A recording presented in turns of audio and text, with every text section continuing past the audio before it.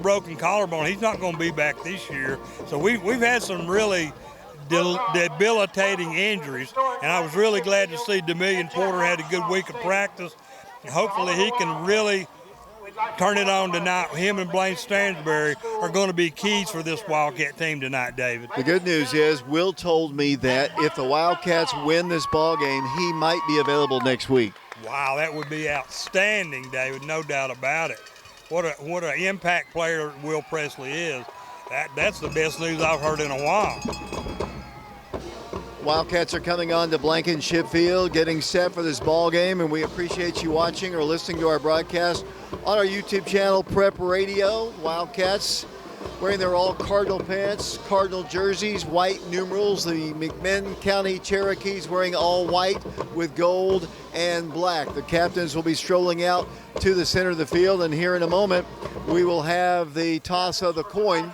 Will go to the field as the captains have now walked to the center of the field, and let's go down to Alex Myers. Jonah Martin and number 99, Henry Cook. Gentlemen, shake hands. Hey, good luck tonight, man. Good luck. Number 27, Alex Sprint. Number 62, Ethan Eubanks. Number 63, Hudson. And number 76, P. All right, fellas, congratulations on your successful season, making the playoffs and advancing to the second round. Play hard, compete hard, have fun. Most of all, represent your schools with class, okay? McMinn County, you're the visiting team. You'll make the call on the coin toss. This is heads. This is tails. You'll call it before I toss it. If I drop the coin, we'll toss it again. What's your call? Tails. The call is tails. I dropped it. I couldn't find it. Staying with tails. It is tails. You won the toss. What's your choice? We'll defer. McMinn County wins the toss, elects to defer. That means you want the ball. Which way do you want to kick? We'll kick this way. You're going to kick to the Jumbotron. Put your backs over here. Put your backs over here. Yeah. So McMinn County wins the toss, elects to defer, and Oak Ridge elects to return, and they will be getting the ball kicked off from the Jackson Square side. Oak Ridge will be starting their drive going towards Jackson Square, the south end zone. David? Oak Ridge will receive. Thanks a lot, Alex. We're going to take a quick break. We'll be back with a kickoff of Oak Ridge and McMinn County following this 60-second timeout.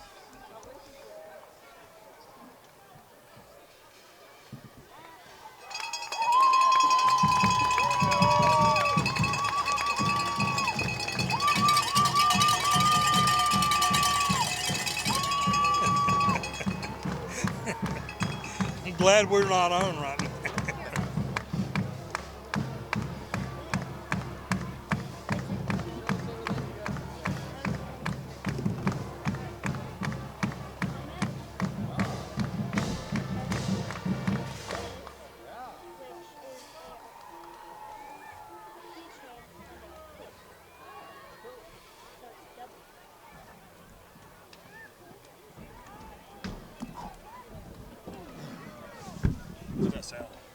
Good. I was a little worried because it was echoing because they turned the mic on at the same time.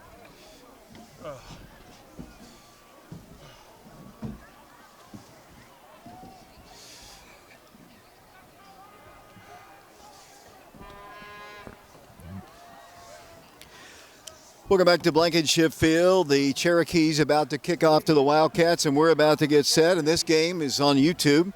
Today we had sponsors to head to pay the TSSAA fee: Oak Ridge Gel Tactical, Scott and Denise Lane, class of 1985, Susan Steck, Jan West, Michael Pierce, and Robert Martin are our sponsors for the game today. We're on FM 92.7. The Wildcats dropping two guys back at the 10-yard line, and we are about to get set here from Blankenship Field.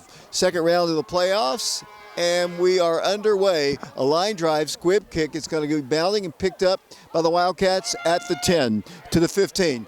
Tyree Porter runs right into the teeth of the Cherokees right around the 16 or 17-yard line, and that is where the Wildcats will have it. First down, 10 yards to go. You've got the starters on offense.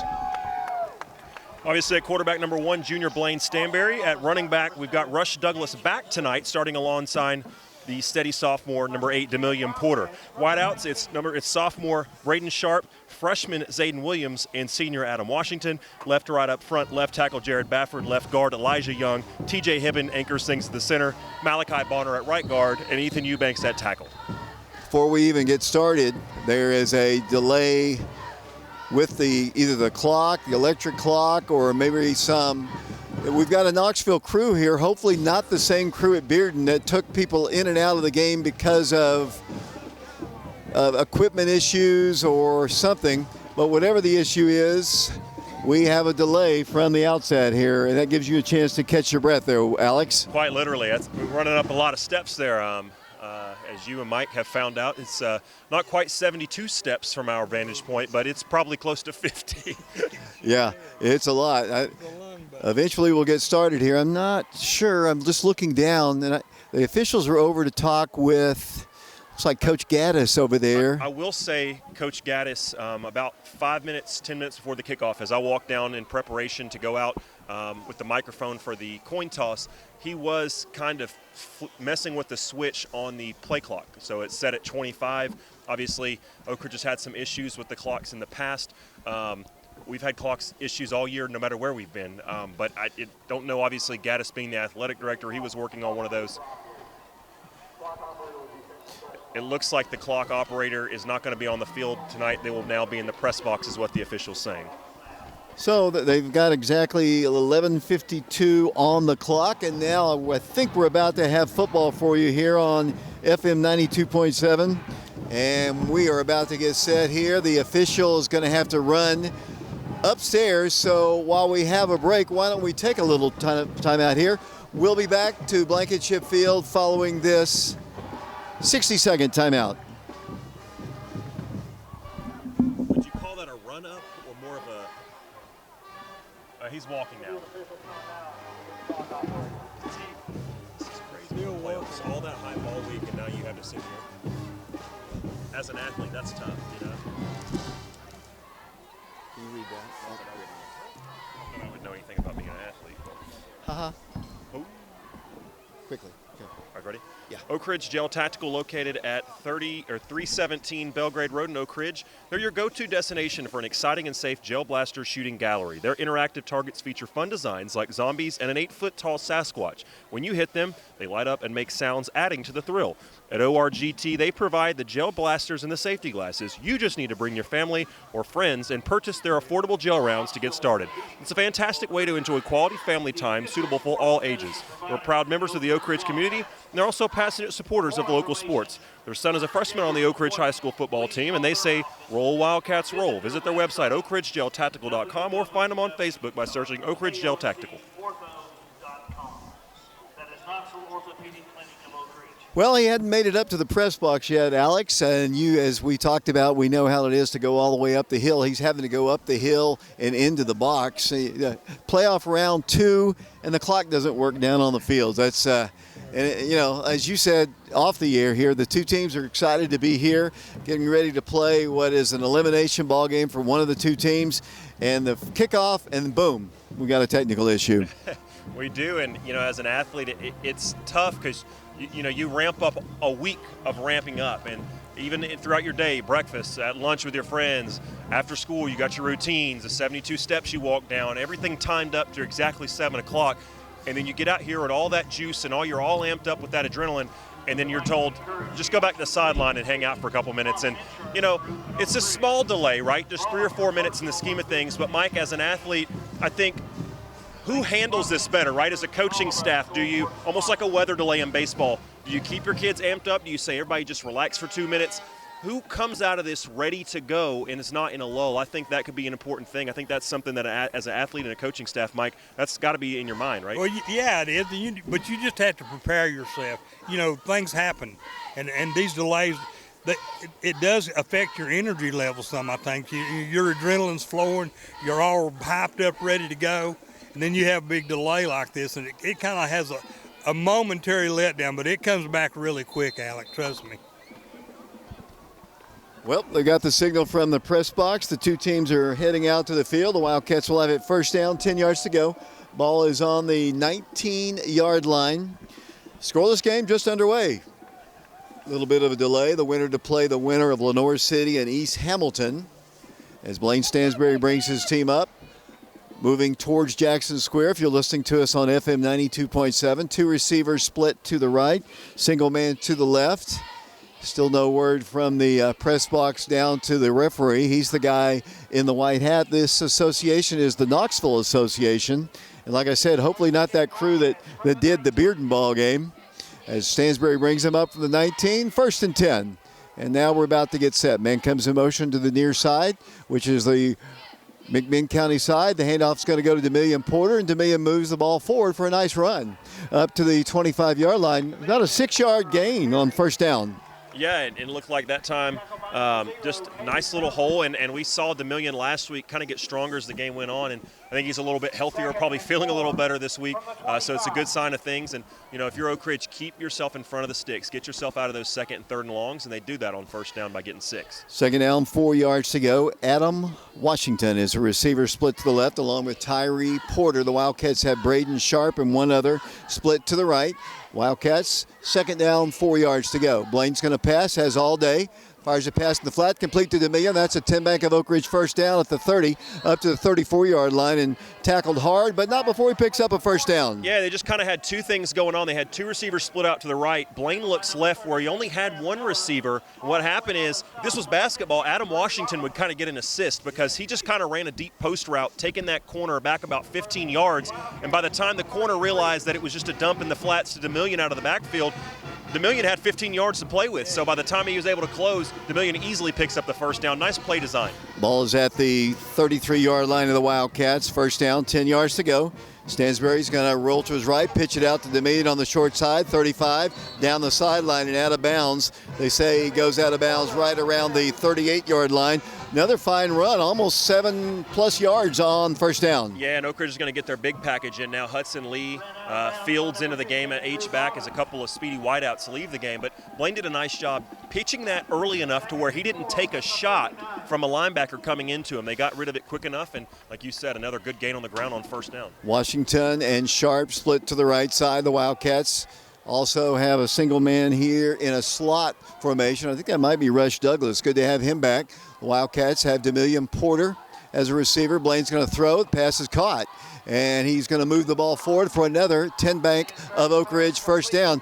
It's going to be complete to Demillion Porter, just methodically moving down the ball. And we've got an injured Cherokee, so why don't we take a quick break? We'll send it back to Brian Bennett. We'll be back to Blankenship Field following this 60-second timeout.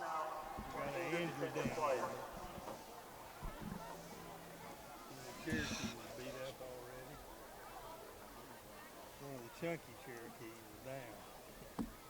The big boy. The big boy is down. The big boy is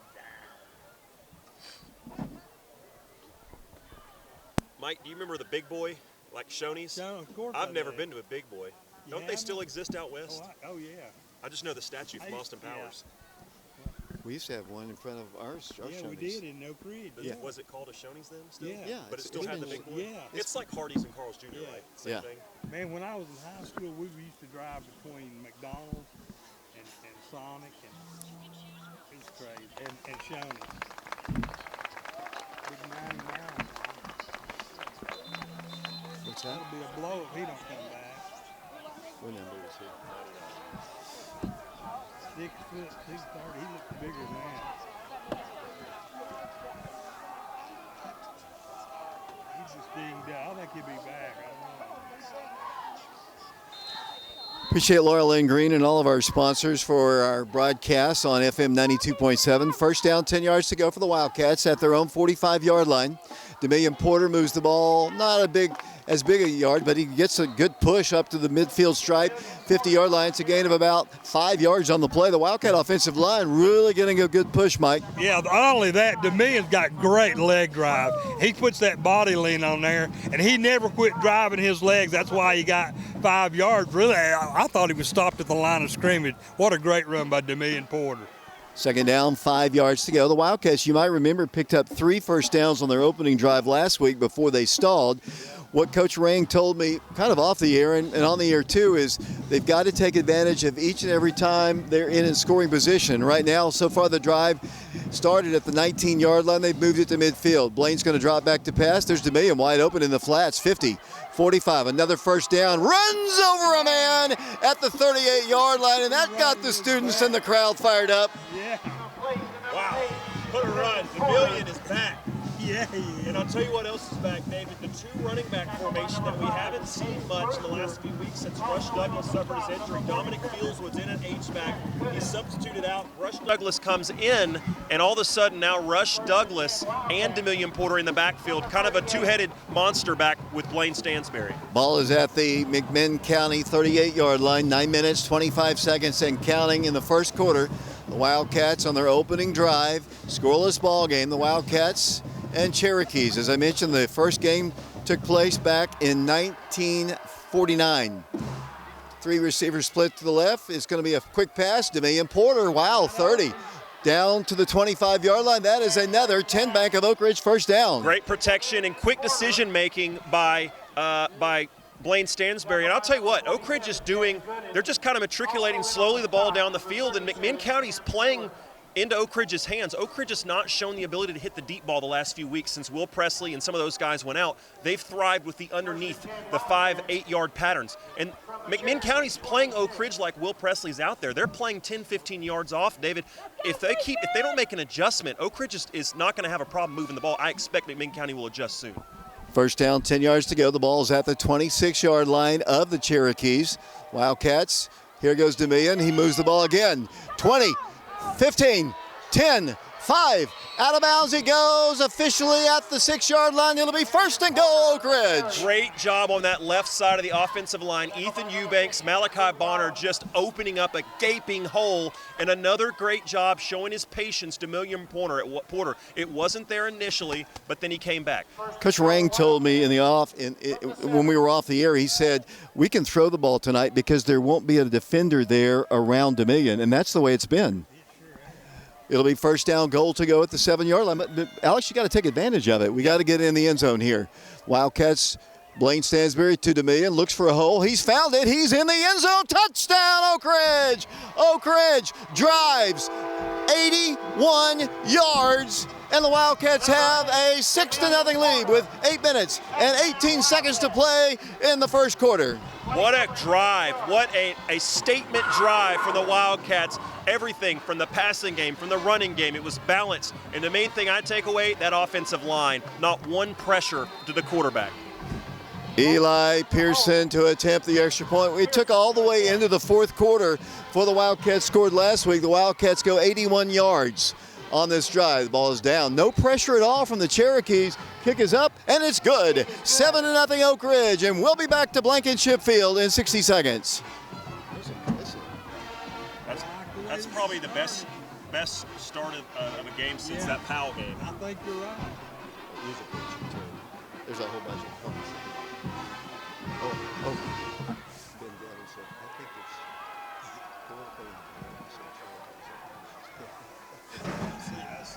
and Billy Holbert said it's showing his big boys in somebody's yard in other spots. See Tarzan's mama's back Hey.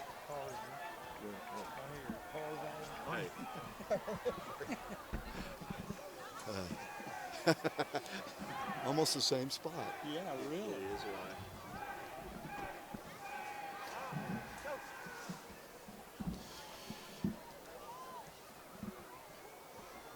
Eli Pearson to kick off for the Wildcats. Is it not? Deep for the Cherokees, number 22, Taylor White. And number 29, Deacon Watson. All right, thanks. Welcome back once again to Blankenship Field. The Wildcats, Eli Pearson to kick off. 7-0. We'll talk about the drive in a minute. Eli hits it high and long into the end zone. That's a touchback. That's great. They'll start at the 20-yard line. Guys, what an impressive opening drive. Absolutely. The execution was really good. You know, DeMillion Porter, he kept getting in between the defenders. It's like he's seen that on the film, and they made these plays just for him, and he was a huge part in getting into the end zone for the Wildcats. Great blocking up front. And that touchdown was brought to you by the Oak Ridge High School class of 1989, who put on another great tailgate for us at the Pavilion. 1st and 10, Cherokees. They're going to pass on first down. Quarterback's rolling, fires it in the flats, way out of bounds, and it's 2nd and 10. The Wildcats, and the clock's still moving. He's up in the press box. He's enjoying the heat and the food up there. Titus Fetters is doing our camera work up top. We have Caleb Riker down on the field. Matthew Charles is there. Grayson Brown and David Urbanowitz. That would be David. David Urbanowitz, excuse me. Second down, 10 yards to go. 8 minutes, 13 seconds to play first quarter. The ball is at the Cherokee 20. Their backs to Blankenship to Jackson Square. Handoff to the back. And he is met and driven back by the Wildcats. McMinn County's been playing their best ball as of late, but the Wildcats, and Coach Rang told me Wednesday night the Wildcats have had a great week of practice, and he expected this to be the case, and the Wildcats have come out really strong. Well, that's a really good thing. I think at times this staff has been a little bit frustrated because I think this consistency hasn't always been there throughout the season in practice. But to hear that they feel really confident, then that means they mean that. So that's great, and certainly I believe it how the Wildcats have started this game. No gain on that play. 3rd down, 10 yards to go. Of course, this is a different quarterback who did not play against us here a few weeks ago. Back to pass. Pressure goes across the way. Incomplete. Wildcats have forced them to punt. 3 and out, and the Wildcats will be getting the ball. As I mentioned, this quarterback did not play. He was sick. When they were in school the day of the ball game. So they, on the way up here on the bus, they taught that young guy, if you remember that little freshman guy, to be quarterback in the plays on the way up here. Yeah, and it certainly looked like it. And that guy had a lot of heart and was trying his best, but obviously he wasn't their normal guy. Here's the punt. Almost blocked. Boy, they almost got it. It's going to be a short punt. Wildcats will have great field position at the 47-yard line. I tell you, Dallas blocked one last week, and he came so close to getting another one. I honestly don't know how he didn't block that one. Maybe it was because it was his right foot. I think you're right, Mike. I think he might have almost gotten there too I think he early. overran it. I mean, he was in there so quickly, but he got his hand up, and just as he did and went by him, he kicked it. And it was really close. And I do want to mention, Wildcats still have great field position. Yeah, I do want to mention on that 3rd down, it was great coverage by the youngster sophomore Pendergrass on the coverage as Oak Ridge's offense takes the field. As Coach Rang has said, the Wildcats have got to take advantage of every opportunity, and this is great field position again. 7:16 to play. First quarter, 7-0 Oak Ridge. Blaine rolls to pass, has all day in the flats, wide open, 40, 35, 30. Down the sideline. Coach Rang knew what he was talking about. He said there would be nobody around Dominion, and there is nobody around Dominion. I don't understand what McMinn County's seen on film.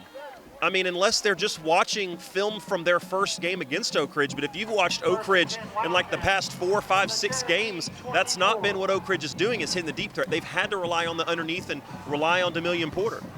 Another 10 bank of Oak Ridge first down. The ball is at the 24-yard line. 7:08 to play first quarter. 7-0 Wildcats.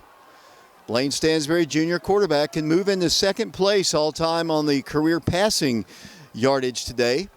Passing Bradley Zulliger. Here comes a quick handoff to Domillion. The line pushes him forward, then McMinn County pushes him back. Not as big a gain as we've been seeing him get in the earlier drive, but it is a positive gain of about 2. It's interesting you talk about the top 3 passing, and we've had some great quarterbacks throughout the years, but football has evolved, David, and certainly Blaine starting from his sophomore year at the jump of that certainly aids him, but it's funny, the top 3 guys are all guys that have played in the last decade and a half. Wildcats will have it second down, 8 yards to go, 6:35 to play. We're at Blankenship Field, the Wildcats and Cherokees in the second round of the playoffs, and Blaine's going to pass again. This time he's covered, but that man is not. That's Braden Sharp. He's at the 5. He spins to the 3. It'll be first down, a goal to go for the Wildcats. Braden Sharp on the reception. First and goal, Oak Ridge. And they finally decided to cover Demillion. The problem is, David, 3 guys decided to guard him, and they forgot about 13. That's Braden Sharp running wide open. Great job on the roll, keeping your eyes downfield. Stansberry finding the open guy, and it's first and goal. Wildcats have it at the 8-yard officially, 8-yard line. or the 3-yard line. It was up on the board. My eyesight is just not what it used to be there, Alex Myers. As Blaine Stansberry, first down, goal to go at the 3, 5:45 and counting. High snap, handoff to Demillion Porter. Demillion Porter to the end zone, touchdown Oak Ridge. Demillion makes it 13-0 Oak Ridge. 5 minutes, 40 seconds to play in the first quarter. Wow, the Oak Ridge offense came to play tonight. And this team looks like they're on a mission. I don't know that I've seen, talking about the break, that's the best opening drive we've seen from Oak Ridge probably since Powell. I don't know that I've seen them put the first 2 drives together looking that good and confident all season. Eli Pearson to attempt the extra point. Adam Washington to hold lots of pressure. The kick is up, and the kick, it is good. The Wildcats of Oak Ridge on top of the McMinn County Cherokees, 14-0, and we'll be back to Blankenship Field in 60 seconds. The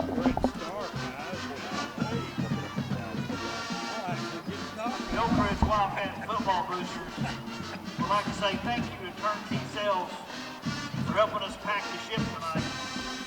Turnkey provided tickets for the Oak Ridge High School students for tonight's game.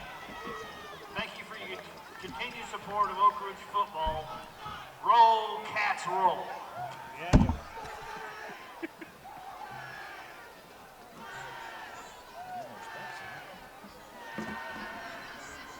Do you have their names and stuff? Yeah, but the way they've done it, it's not a normal roster. Oh, I've got. It's just like the starting. There's other rosters in here. Now, Eli Pearson to kick off for the Wildcats. No. Deep for the Cherokee, number 22, Might be on Taylor the back. White. He's got. And number 29, Lincoln Watson.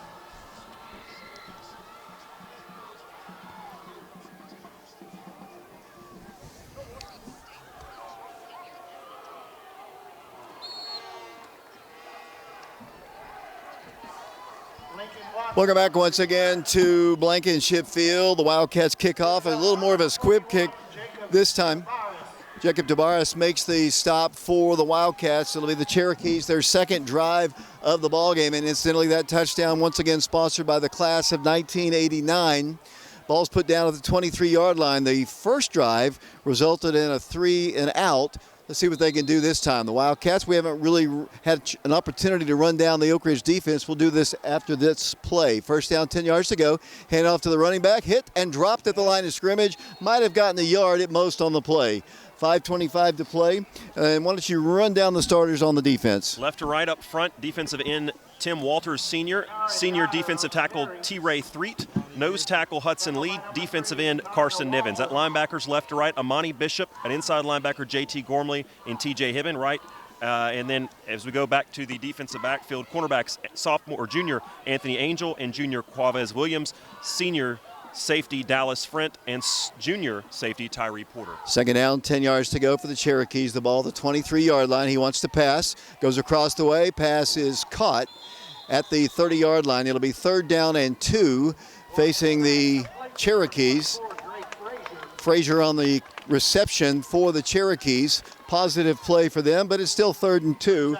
4 minutes, 37 seconds to play in the first quarter in a 14-0 ball game with the Wildcats on top of McMinn County. From the 30-yard line, they need to get just past the 32 for a first. It's more like 3 yards to go for a first. They have 2 receivers to the left. Now one man comes in motion. Quarterback's going to hand it to the back. He is met, but he's going to scoot out of bounds. Depending on where they put him out, he's going to be short of a first down by a yard. He went out of bounds a yard short of the marker. It's going to be 4th down and a yard. He just scooted out of bounds, did not pick up the first down. It's 4th down and a yard to go. Let's see what Coach Cagle does. Smart football would be to punt the ball away, Mike. Oh, absolutely. They need to punt right here. Oak Ridge defense is really swarming right now, and I would be hard-pressed to believe they not going to punt. But they're going for it, David.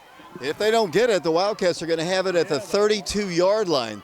It's about a full yard for a first. You don't want to jump off sides. They're going to run the play. And he's hit, but he does scoot forward, pushed back. Depending on, I think he's got it. I think he's got it by about a half a yard. They're going to move the chain. So it is a first down. Well, the Wildcats got a good push, but he just kind of kept driving his legs, and it is a first down. Yeah, T-Ray made a nice impact up front, a nice effort, but unfortunately there was a second effort that got him just over the line for McMinn County. Like you said, very risky decision, but it does pay off for the Cherokees. 14-0 Oak Ridge, 3:58 to play first quarter. Their first down. Ball's at the 33-yard line of the Cherokees. They're back to Jackson Square. Whistles blow, and let's see if somebody moves. Somebody jumped off sides. We'll wait for the official to tell us officially. 3:49 to play first quarter. Official comes over towards the home sideline and is going to say dead ball foul, illegal procedure against McMinn County. And I'm thinking it might have been that receiver because Pendergrass on right beside Oak Ridge's sideline, as soon as that flag went up, he started clapping and looked like he knew it was on them. So I'm guessing it was on that wideout right across from him. First down, 15 yards to go for the Cherokees. The penalty yardage back to the 27. Running back tries to get to the corner, and he does for a second, then runs out of bounds again at the 35-yard line. Well, I have a moment. Ben Gavin, former Prep Radio staff member, watching our broadcast here. And just to answer your question, you were talking about Shoney's big boy. Billy Holbert says that somebody in Oliver Springs has the big boy statue right now. Wow. Maybe we can put that thing back up somewhere. Second down, 10 yards to go. Is a gain of 5 on the previous play. Two receivers split to the right, which is the near sideline to us, as they have 2 guys to the left, nobody in the backfield. Quarterback dropping back to pass, feeling some pressure, fires it across the way, incomplete. Wow. That could have been a pick 6 for Dallas Frent. It's incomplete. It's 3rd and 10. It really, you kind of get the feeling, and football's a sport kind of like this, where you kind of get the feeling that Dallas is going to make a big play pretty soon, because he almost had one with the block punt that he narrowly missed, and he almost had one there. It could have been a pick 6. You kind of start flirting around with plays like that as an opposing team. Eventually, you're going to turn the ball over. Let's say hello to the tailgaters at the class of 1989 Pavilion, watching our broadcast over there, hopefully. You never know. Third down, 10 yards to go. Single running back, 2 receivers to the left, 1 to the right. Back to pass. Here comes a pass, is going to be incomplete. You talk about footsteps. The Wildcats came in strong first off with a blitz, and he had to get rid of the pass, Alex, a little quicker than he wanted to as J.T. Gormley came in. And then the receiver, I think, heard footsteps as well. Yeah, Monty Bishop was closing down on him, but credit to the defensive linemen. They took up all the blockers, and so when Gormley kind of came on that delayed blitz, there was nobody. He didn't have to fight through anybody. He just walked through the open hole and almost got a sack. Let's watch Dallas on this punt. 4th down, 10 yards to go. He almost blocked the last one. High snap. He's got it. Kick is away. It's going to be Peter called, and Tyree gets away from it. It's going to roll dead right at the 30-yard line. Wildcat defense looking good, very strong here in the opening quarter. Yeah, and you kind of start thinking about last week. What did Clinton's defense look like if they gave up 48 points? Yeah, exactly. The defense has really been playing tough so far. And I'm more excited about the offense. They've really been executing well tonight to have scored 2 touchdowns in less than 6 minutes and lead this game 14-0.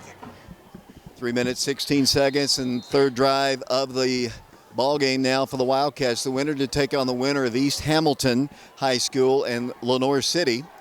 Ball is at the 31-yard line. Blaine Stansbury back out at quarterback. 4-man front, going to throw it, wide open. Tyree Porter moves the ball to the 39-yard line. The Wildcats, Coach Rang is a student of watching film. He has seen something, and it is working perfectly. He has seen a lot of things, and McMinn County apparently hasn't. Great throw by Blaine Stansbury. Nice little route. It's just pitch and catch. I don't think he's had an incompletion yet. Find some wood to knock on. Second down, 2 yards to go. Gain of 8 on the play. DeMillion Porter in the backfield, 247 and counting. Crowd is maybe a little bigger than last week, but not much. It's a cool night, but it's not terrible. Here comes the blitz. Blaine's going to pitch it. DeMillion has a 10 Bank of Oak Ridge first down. He runs out of bounds at the 43-yard line. The Wildcats just continue to get yardage, chunk yardage against the Cherokees. How nice is it? We're sitting up here, and McMinn County's crowd is just kind of subdued, and their sideline is kind of the same way. There's just not a lot of energy, and that's really kind of a welcome change because usually we're having to travel to McMinn County. You know that place is a hornet's nest for opposing teams. This is only the second playoff game in 6 that we've played them that has been at Blankenship Field. The first one was in 1975, and it's been in McMinn County all those other times. Yeah, it's crazy. Wildcats, another first down, 2:32 to play. Ball is at the 43-yard line. Blaine's going to pass again. DeMillion's open, but he's going to go deep. It's wide open. Here's the pass. It's going to be caught. Oak Ridge, Adam Washington inside the 15-yard line. Great coverage by McMinn County. An even better catch by the junior Adam Washington. Adam Washington has been Mr. Underneath all season. Great hands, but he's usually running 5, 10-yard routes. That time he says, let me put on the burners, get behind the defense. He made a heck of adjustment, Dave, coming back, fighting. Both guys had their hands on that ball, but number 11, only one of them came down with it, and it's a 1st and 10 for the Wildcats. 2 minutes to play in the first quarter. So far, so good for the Wildcats, who only were able to put up 7 points last week against Ray County, knocking on the door of another score here in the first quarter. David, that score of interest is 3-0 now. East Hamilton over Lenore City with 7 minutes still left in the second quarter. Take a 30-second timeout as Oak Ridge calls one. We'll be back after this. Let's get organized here. It's not my chili. Don't blame my chili. Oh, he spilled your... Yeah, I was wondering. I was like, there's no way that much ice melted. We would like to thank Oak Ridge Pharmacy for their support of local bicycle athletics. Because I was going to make my drink. Oak Ridge Pharmacy is the local pharmacy dedicated. Yeah, I've got their roster, our roster. Okay. You want me to Located at that when you come back? 854 Well, no. What about the Scarborough or the Purchase Spratling? general admission tickets for home wherever it games is. each week, Tuesday through Friday, from 10 a.m. to 5 p.m. Thank you, Oak Ridge Pharmacy. This has been a great first quarter for us. I know that. Welcome back to Blankenship Field. The Scarborough 85 presents on Tuesday, December 3rd, Elevate the Game at Calhoun's, Oak Ridge, Tennessee. David, you'll be one of the special guests there. I'll let you talk about that here in a little bit the next chance we get. But again, at Calhoun's in Oak Ridge, Elevate the Game presented by the Scarborough 85. They say legends, and they put me on this list for some reason. I have no idea why. First down, 10 yards to go. Ball is at the 14-yard line. Braden Sharp to the right. DeMillion Porter looks for a hole, finds it, moves the ball inside the 10, all the way down to the 7-yard line. Oak Ridge's line is just pushing the Cherokees back. And that's interesting because McMinn County's line is something they always take pride in. Now, something interesting happened there. DeMillion gets the ball, but on the play fake for one of the first times all night, Blaine faked like he had the ball, and there was nobody. If he would have kept it, he would have been walking into the end zone untouched, and I'm sure Coach McKeithen and the staff up in the booth see that, and I'm sure they'll come back to that at some point. A minute 11 to play in the first quarter, 14-0 Oak Ridge. Blaine stands very high, snap, gives it to Porter. Not much there, except he moves across the 5, and he needed to get to around the 5-yard line for a first down. DeMillion Porter, let's see officially where they put it down.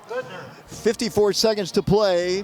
In the quarter, the play clock is stopped because it's first and goal, Oak Ridge. Another 10 Bank of Oak Ridge first down. Talk about the class of 89. I hope you get to mention them here in about 20 seconds after this play, because if I'm Oak Ridge, the way they haven't been able to stop DeMillion, I would give it to them 4 straight times if that's what it takes. They got their heavy package in. Richie Ferreira's in at the slot position. First and goal. DeMillion's got it. DeMillion moves to the end zone. No, he's pushed back right at the line of scrimmage. And that will probably be the final play of the first quarter. Wildcats in a very, very successful first quarter lead the McMinn County Cherokees by a score of 14-0. We'll take a break. We'll be back with the second quarter in 60 seconds. Jackson Montgomery. Second and goal from the 3.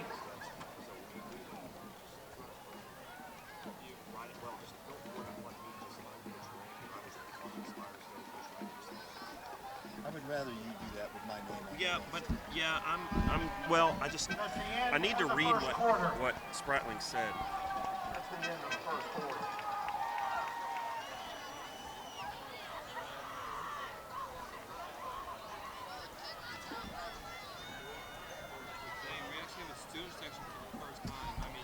Ladies and gentlemen, please give a warm round of applause to 2 of our girls soccer players.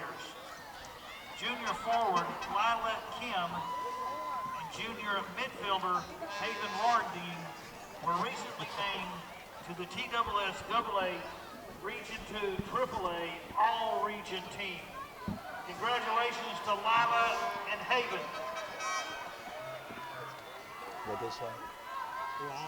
Two cross-country girls. Welcome back once again to Blankenship Field. A very productive first quarter, guys. The Wildcats have the lead 14-0, Mike. They just announced that 2 of the Oak Ridge cross country girls team won all region this year, which is a big honor for a track runner. As we talked about the Elevate the Game, again, it's December 3rd at Calhoun's. It's the Calhoun's Fireside Chat with Oak Ridge High School sports legends. You have just a ton of people. Nikki Caldwell-Fargus of the Las Vegas Aces, former Lady Wildcat Jennifer Azee, several of them. Second down, goal to go. The ball is at the 3-yard line. The Wildcats have Adam Washington split to the right. The Wildcats have a single man to the left side. That is Zayden Williams, the freshman. In motion will go DeMillion. Blaine Stansberry, 2, 3, 1, touchdown. Ball comes out. Did he cross the plane, though? Did he lose the ball going in? Alex says he did, and that'll be a turnover, and the Cherokees have it. So Wildcats were heading into the end zone, but the ball popped out of there. He looked kind of looking for a hole. He couldn't initially find it, and then somebody popped it free. Yeah, he did. I mean, a lot of times quarterbacks, you might think they're running carelessly.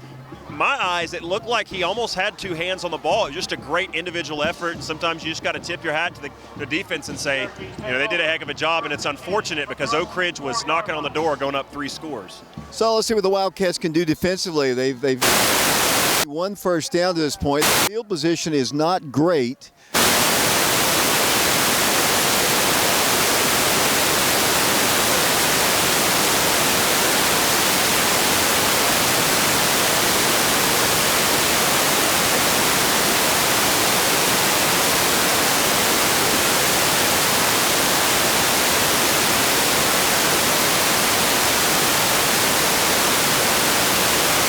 In. They're looking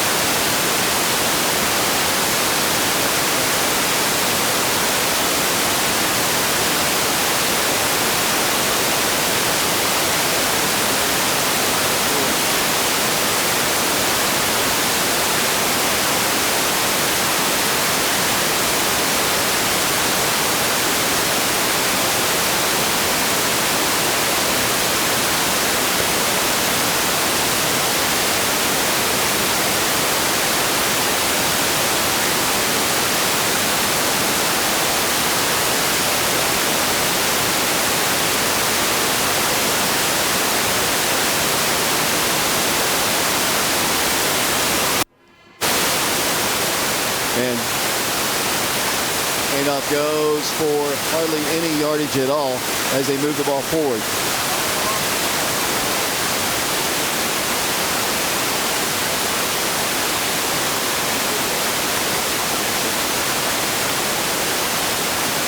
Third down and about 2 yards to go. The ball is at the 29-yard line.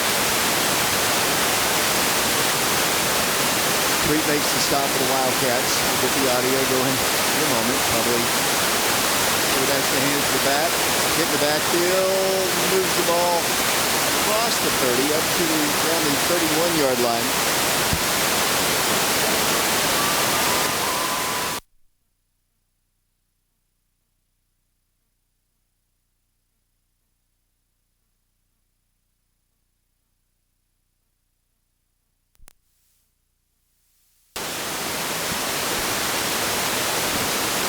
And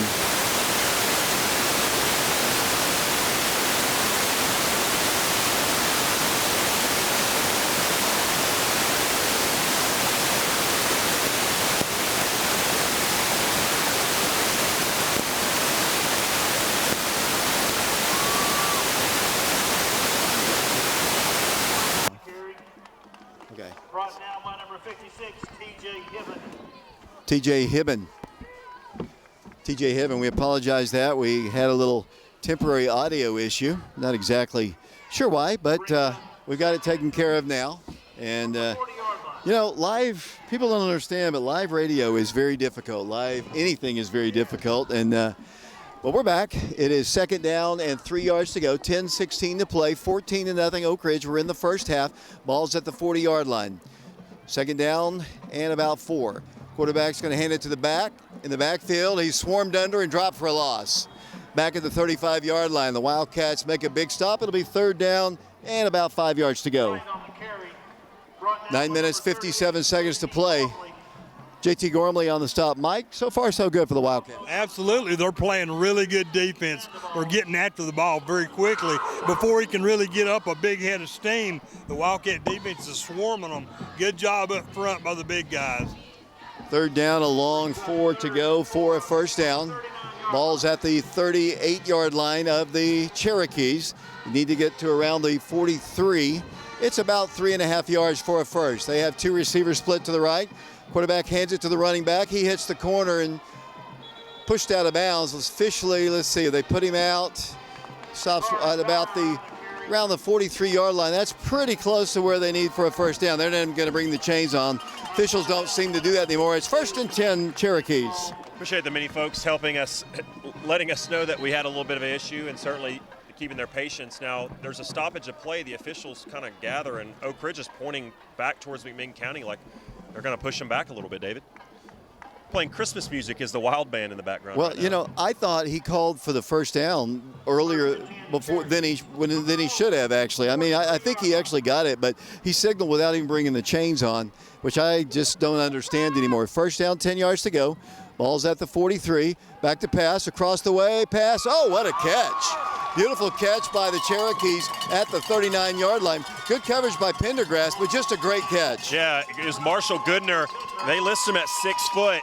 If he'd have been 5'11", David, he doesn't make that catch. What a catch. I mean, he just leaped up and was getting hit as he went up to catch that. You just kind of tip your cap and say, good play, young man. You know, sometimes after turnovers, it kind of gives some motivation to the opposite team, and they have their best drive going. Inside Oak Ridge territory at the 39-yard line, 1st and 10. Little screen pass, kaboom! The Wildcats make a big, big hit on the screen pass. What a hit there by the Wildcats. Amani Bishop leveled him. He read that play like a book, and that poor young man out of the backfield had 0 chance to make something happen. Matter of fact, it's a loss. Loss of 3 on the play, 2nd down, 13 yards to go. 8:26 to play, 2nd quarter. The Wildcats in the lead, 14-0. The ball is at the Oak Ridge 42. They have receivers, 2 to the left, 1 lone running back, 1 to the right, actually 2 to the right, split out to the far side. Pendergrass on coverage on him. 2nd down, 13 yards to go for the Cherokees. Man comes in motion towards the Oak Ridge sideline. Quarterback once again from the shotgun, back to pass. Feeling pressure across the way, incomplete. Almost intercepted by the Wildcats. Once again, Dallas Frent. Yeah, and who else would almost be there? Dallas Frent, Carson Nivens, and JT Gormley. One went low, one went high, and poor Luke Lawson, the quarterback, he's going to remember that one tomorrow, maybe for a couple of days, He's Mike. going to be sore. It jarred his bones good the way they hit him so hard. 3rd down, 13 yards to go. The ball is at the 42-yard line of the Wildcats. Rolling the pass, has some pressure across the way, pass well overthrown, incomplete, and it's 4th down, and will they go for it again? The Wildcats have already put 14 on the board, and here comes the punt team. So the Wildcats bend a little bit, but they don't break. Yeah, and that's the one good thing. If you fumble, at least you fumbled all the way back there, so they can have a pretty darn good drive, but still can't get any points out of it. Great diverging corners that time. LaDainian Pendergrass and Tyree Porter, there was no room to fit that ball in. Hey, let's block this one here. 4th down, 13 yards to go. The ball's at the 42-yard line. Good snap. Pressure by Dallas. He gets the punt off. It's a good high, wobbly knuckleball. Tyree makes the fair catch at the 10-yard line, and that is where Oak Ridge will take over. Last week, as we talked about, offense, we just could not move the ball at all last week until the fourth quarter. We kind of wore them down just a bit. The Wildcats just have been so impressive. Even with the turnover, the Wildcats were going in for their third score. Yeah, and it's kind of apropos because, Mike Tyson's fighting tonight, guys, and this is kind of a punch-counterpunch deal where Oak Ridge threw a couple haymakers early. McMinn County just had their counterpunch, but Oak Ridge defended it. Now, can you strike again and go put some more points on the board before half? 7:44 to play, second quarter. Blaine Stansberry hands it to DeMillion. DeMillion has nowhere to go. Slung down at around the 12-yard line. Went to the short side of the field. The Wildcats like to do that. McMinn County kind of rallies to the point, and it'll be a short gain. Yeah, just a nice defensive effort there. You had 4 or 5 white jerseys, and DeMillion just had nowhere to go. And so that's a great job defending that. Oak Ridge will see that and see if they can't get them overcommitting to that run, and maybe that'll open some stuff up as they bring a couple more receivers in, more of a passing formation here. Second down, 9 yards to go. The Wildcats, Braden Sharp, and one other receiver split to the left of the quarterback. Porter and Washington to the right. Second down, 9 at their own 12-yard line with their backs to Jackson Square. Blaine's going to pass. Screen pass is caught. DeMillion, 15, 20, 25 to the 30. That's a 10 Bank of Oak Ridge first down, and another great play call. Another great play call by Oak Ridge head coach Derek Rang. There's a flag, but it's at the end of the play, so I would assume even if it's against Oak Ridge, it would be a first down. But that great play does not happen without Elijah Young. One man picked up the one man that was about to tackle him. If Elijah misses that block, DeMillion never gets going. It's a block in the back, but I think it will be after DeMillion had already crossed the sticks, which would mean the yardage is negated, but it's still a first down, I believe. We'll have to see how they judge this. They put the ball down at the 20-yard line. Wildcats in the lead, 14-0. Appreciate Ben George doing our technical work on our stream. We'll blame it all on Ben. I know he can hear us. Sorry, Ben. We're going to put it all on you. Yeah, they do call that a first down. So interestingly enough, he only got about 9 yards. However, they do give him a first down because it was after he had already passed the sticks. First down, 10 yards to go at 10 Bank of Oak Ridge. First down, 6:42 to play. First half, 14-0 Wildcats. Blaine Stansberry hands it off to the back, and he cuts the ball to the outside, and that's DeMillion once again. He moves the ball to the 25-yard line where he's tackled at that point. They don't give him the greatest spot, but it is a gain on the play of 3. Second down, 7 yards to go. Getting cold there, Alex? 6.5 minutes to play. He went out of bounds to stop the clock. The Wildcats have the ball at the 25. Remember the Laura Lynn Green halftime show coming up. We'll have Mark and Shauna's stats. We'll have Mike Sheehan's scoring summary. He didn't get to talk much last week at halftime. No scoring at all in that ball game. Zayden Williams, freshman, split to the right along with sophomore Braden Sharp. 2 receivers to the left. 2nd and 6 for Oak Ridge. Blaine's going to pass wide open at the 30-yard line. That is another 10 Bank of Oak Ridge first down. They're playing so far off the backs, the receivers, and the Wildcats is easy pickings for the Wildcat quarterback. I just really don't get it. I really don't, Mike. Is there something I'm missing that shows on tape why they should be playing like that? I don't see anything. Well, he's running in between the defenders, and Blaine Stansberry's hitting him with these passes perfectly. The timing is really good. You know, Blaine, I didn't think was on his game last week, but he definitely is this week. First down, 10 yards to go. Ball's at the 32, exactly 6 minutes to play. He's going to throw again, has all day, going deep. Man is there, pass is there. Oh, incidental contact. They're not going to call anything on that. They both tripped one another. McMinn County fans wanted a penalty, but that, you don't call that. I mean, I understand why they're upset because it was overthrown and the defender was on top of meaning more downfield than Oak Ridge's wide receiver. So I think they had a shot, a long shot, but a shot to try to get a hand on that and maybe intercept it. But accidentally, Adam Washington kind of get his foot tangled up and trips the defender. Rush Douglas back in the ball game. Good to have him out. He's back in. He's been out for the last 2 weeks. Second down, 10 yards to go. 5:51 to play. We don't want to let them have the ball again. No. In the first half, you want to continue to move the chains, move the clock. Second down, 10 yards to go. The ball is at the Oak Ridge 32-yard line. They show blitz, and they might have been offsides. Might have been some movement at the line. We'll check the call. Wildcats were penalized last week. I think Mark told me a stat that in the it's going to be a legal procedure against Oak Ridge. He told me in the second half we had 5 drives, and on first down we had a penalty on 4 of those 5. Wow. Yeah. And Oak Ridge hasn't done that tonight, and we've seen a couple penalties, unfortunately, on this drive, but hopefully they can continue what they've done the rest of this first half and play pretty clean football.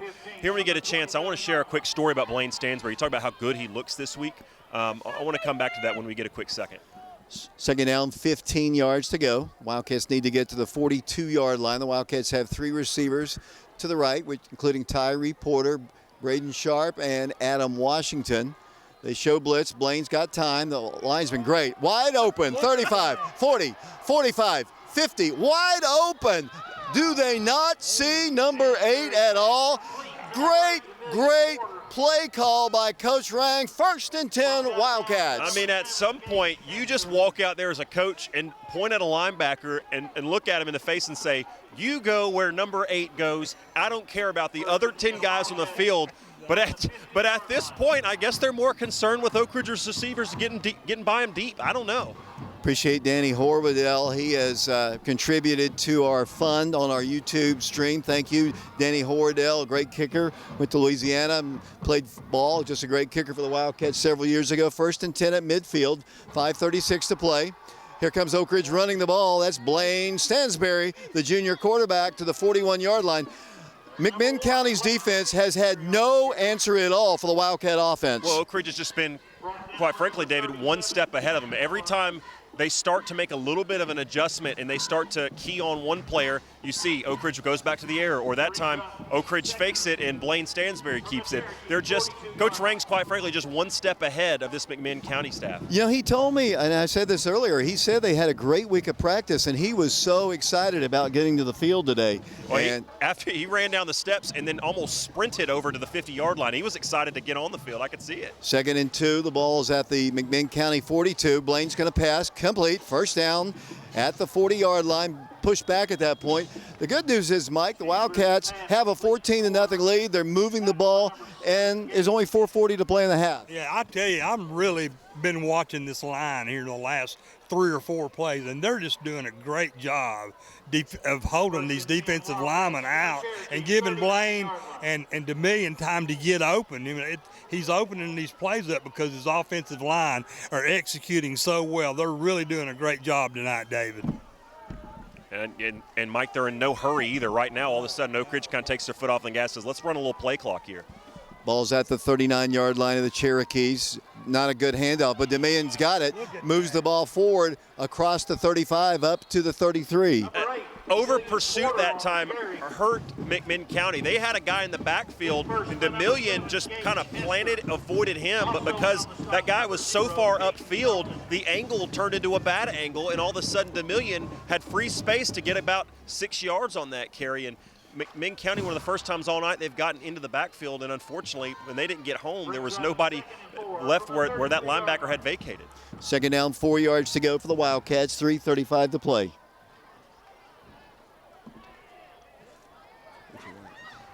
Ball's at the 33-yard line. 2 receivers to the left, 2 to the right. Play clock is down to 4, and the Wildcats call a timeout. We'll take it with them. 14-0 Oak Ridge, back in 30 seconds.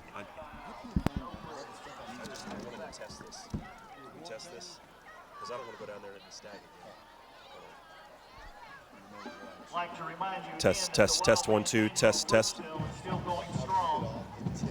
Band members will be taking orders for Florida citrus products through November 21st, with the delivery date somewhere in mid-December. Funds raised during the sale are used to purchase instruments and music for the Wildcats. Some other means the Oak High School's award-winning band program. Orders may be placed with your favorite band members or online.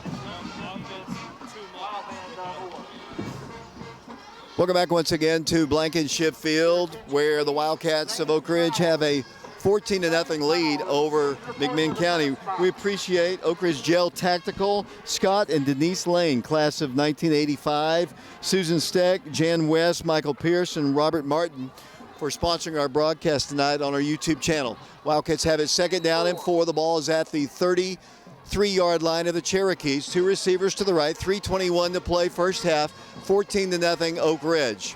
Blaine Stansbury all day to pass, across the middle, wide open, 5-4, cuts to the end zone, touchdown Oak Ridge! Oak Ridge puts another 6 on the board, and they take the lead by a score of 20-0.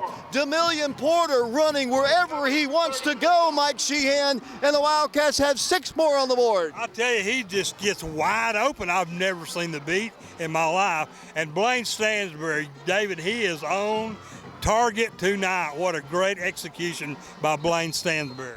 And the Wildcats will go for the extra point. Adam Washington to hold, TJ Hibben to snap, Eli Pearson to kick. 3:14 to play. Ball is down, the kick is on its way, it's up, and it's good. 21-0. Oak Ridge over McMinn County. We'll take another break. We'll send it back to Brian Bennett. We'll be back in 60 seconds. 33 yards.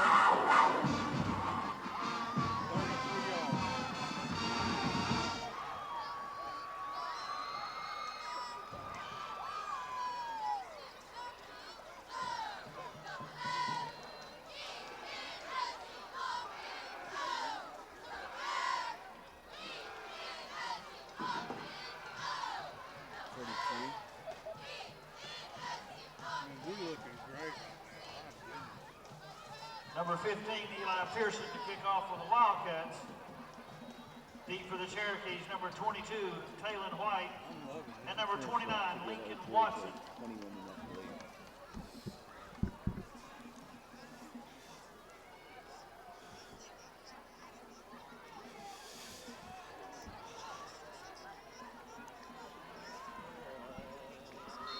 I told you should have brought a jacket.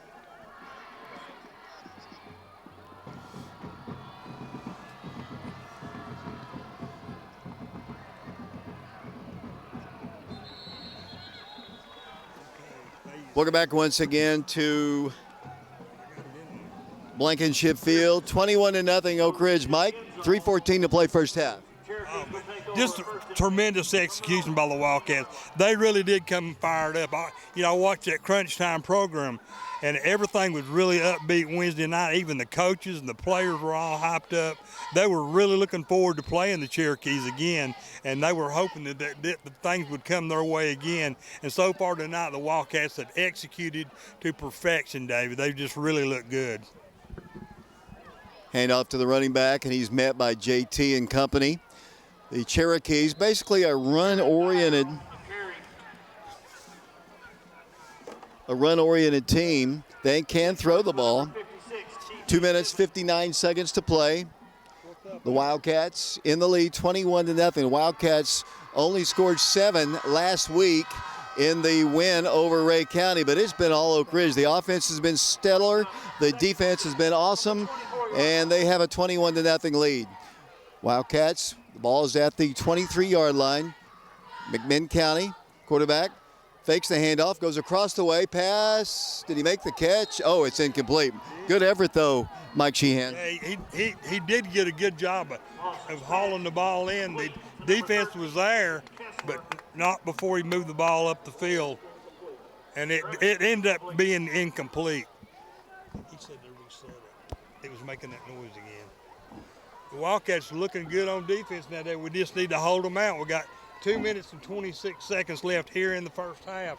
Wildcats surprisingly in the lead, 21-0. Tremendous offensive output by the Wildcats. 3rd down, 6 yards to go. Quarterback rolls to his left, has pressure, fires across the pass in the flats. It's incomplete, and they're going to be forced to punt. He either dropped it or was out of bounds. I believe he was out of bounds when he caught it, David. And that's exactly what happened. Number 15 went out of bounds before he caught the ball. And the Wildcats are going to get the ball back with another opportunity to score, Mike. Yeah, that'd be even greater if we got it back. Yeah, they're going to have to punt it away. They've got the ball on the 24-yard line. It's 4th down and 6. They're not going to risk it. They're going to put it back to the Wildcats. Number 6, Tyreek Porter. Tyreek Porter back deep for the Wildcats. Standing back at the 50-yard line, 2:17 to play in the first half, 21-0. The Wildcats beat this team 31-7 earlier. Here's the punt. It's a good one. Wobbly. It's going to bounce, take a good Oak Ridge bounce, and then a McMinn County bounce. Going to roll dead at the 43-yard line. And the Wildcats have 2 minutes and 17 seconds and one timeout to try to get more points. And I think they're very capable. The way things have been going tonight, the execution has been out of this world so far tonight. I really like the offensive efficiency that the Wildcats have shown tonight. They've really come out strong, David. 2 minutes, 17 seconds to play. 21-0 the score. Wildcat offense on the field once again. Blaine Stansberry has been spot on tonight. Wildcats have put 21 on the board. The defense has been great. 21-0 is the score. Video and audio. That's up there, though. It's up in the crib. Oh, jeez. Wildcats 3 receivers split to the right once again. Quarterback going to hand it off to Demillion Porter.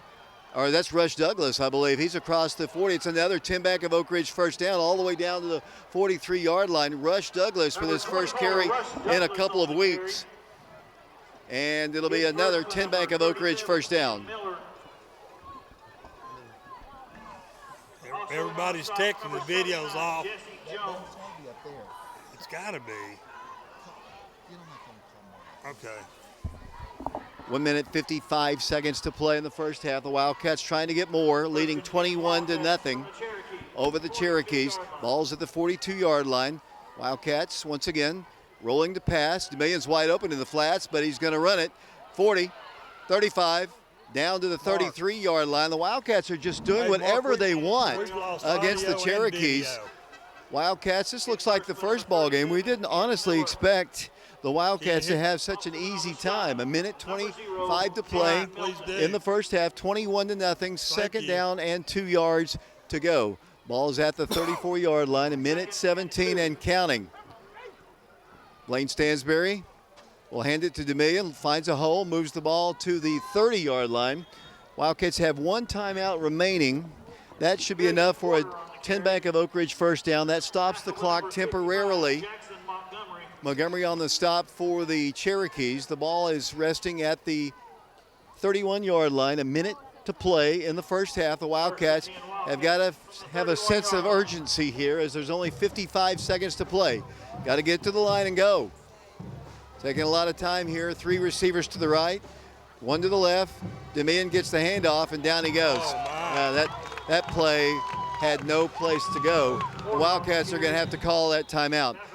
Wildcats, I know, wanted to work a little bit more time off the clock there, Mike, but that play was a big loss. Somebody missed their block on that one, especially because he didn't even get back to the line of scrimmage, and the defender was there. The Wildcats ended up losing a couple of yards. Brings up now second down and 13 on the 34 with 38.7 seconds left here in the first half. Wildcats in the lead, 21-0. And McMinn County's bucking up and really giving us a hard time. I was hoping we could get into the end zone and score one more time before the half, but McMinn County's really coming up tough right now, David. Oak Ridge Gel Tactical, Scott and Denise Lane, class of 1985. Susan Steck, Jan West, Michael Pierce, Robert Martin paid our streaming fee. We just don't have much good luck here at Blankenship Field when we stream. Even, we're using the school's internet. And, right. Yeah. I know. We were hoping it was going to go off without a hitch, but apparently we're having more than our share of problems. Second down, 13 yards to go. The ball is at the 34-yard line. The Wildcats need a couple more yards to get in the field goal range. Blaine's going to pass it wide open. Passes high. Nice catch. Beautiful catch out at the 20-yard line. Catch is made by Braden Sharp, I believe.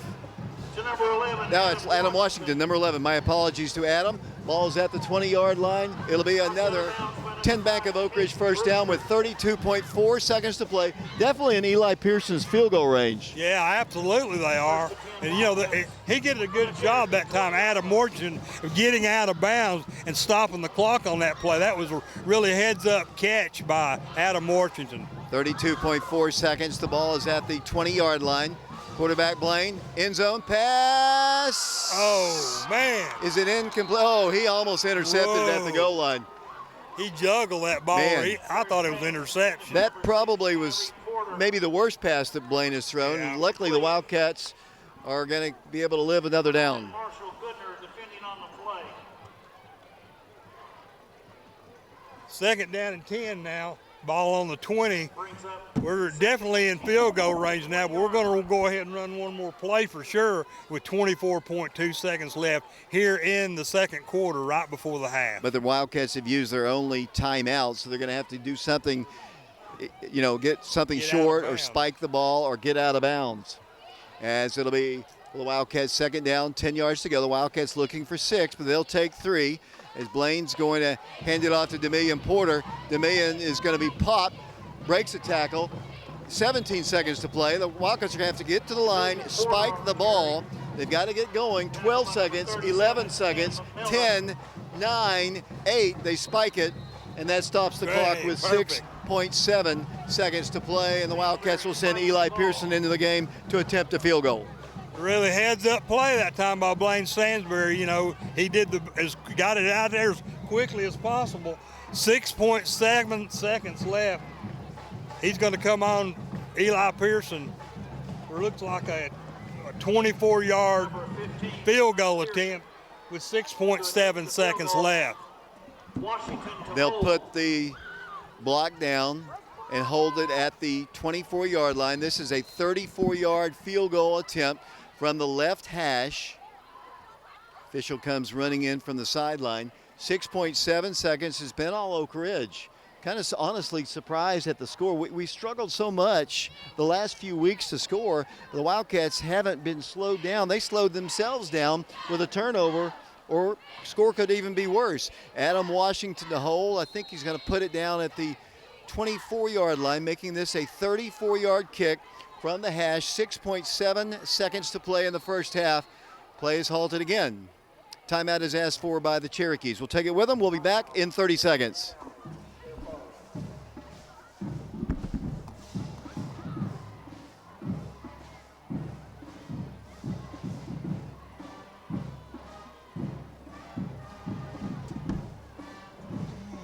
Man.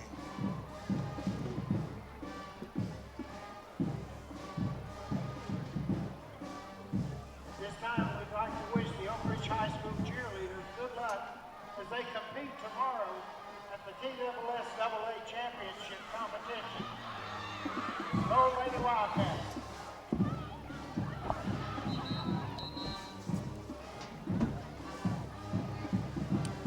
Well, we hope to get an interview with Coach Derek Rang here at halftime, so stay tuned for that. We'll also have the scoring summary and the Laura Lynn Green halftime show. The Wildcats, 6.7 seconds to play in the first half, 21-0, and Oak Ridge's Eli Pearson will go for a field goal. As I mentioned, from the left hash, Washington to hold.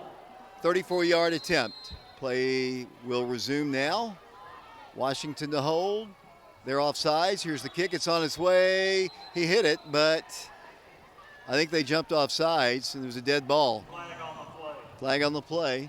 They worked time off the clock at 3.8 seconds to play. Flag went down before the play started, so there should be 6.7 seconds on the clock unless it's against Oak Ridge. They're going to say dead ball foul, encroachment against the Cherokees. That'll be a 5-yard step off, and that'll help the Wildcats a little closer. Eli hit that kick incidentally, but now he's got to do it again. Yeah, but it's 5 yards shorter this time. Hopefully he can execute as well as he did the first time. So this will be, as they put the block down at the 19-yard line, so this will be a 29-yard field goal. I think he's only attempted or made 3 field goals, hasn't really attempted that many this year. They put 7 seconds on the clock. It was 6.7 as the Wildcats will go for the extra point, and now officials stop things. Coach Rang walks out on the field. It's 6.7 seconds it should be. They've got 7 on the clock. Officials are keeping the clock up in the booth. And here comes the attempt once again by Eli Pearson. Here's the kick, and he's offsides again. That's another 5 yards. 5 more yards closer. David, can they not decline that penalty and just take the field goal? No, it happens before. Oh, okay. So, Offsides against them. Encroachment is the call. McMinn County looks like they just didn't really come ready to play, Mike. No, they seem a bit out of sync, no doubt about it. I mean, I'm really surprised at the way the things have transpired tonight, especially for the Wildcat. They just look dominant tonight, David. Well, they jump off sides once again. We might even try to go for a touchdown here. Now we're at the 14-yard line, making this a 24-yard kick from the left hash. Let's see if they jump off sides again. TJ to snap. Here's the hold. The kick is on its way. It's partially rejected. The kick is up, and it's good! 3 more points for the Wildcats, and it's 24-0 Oak Ridge with literally no time on the clock. We've got an injured Cherokee. I don't know if the half is over. The clock has zeros on it. The Wildcats on top 24-0. We've got an injured Cherokee. I don't want to keep yelling. Hopefully this kid's okay. But, Mike, what a first half. Yeah, one of the more exciting ones. And I'm just really surprised. I'm taken aback about after last week how slow it was against Ray County. Neither team scored. The Oak Ridge came out smoking tonight, David. Blaine Stansberry and Demillion Porter had just been outstanding tonight, along with the offensive line. Give them a lot of credit for what's transpired here tonight. And as a whole team, the Wildcats are playing really good.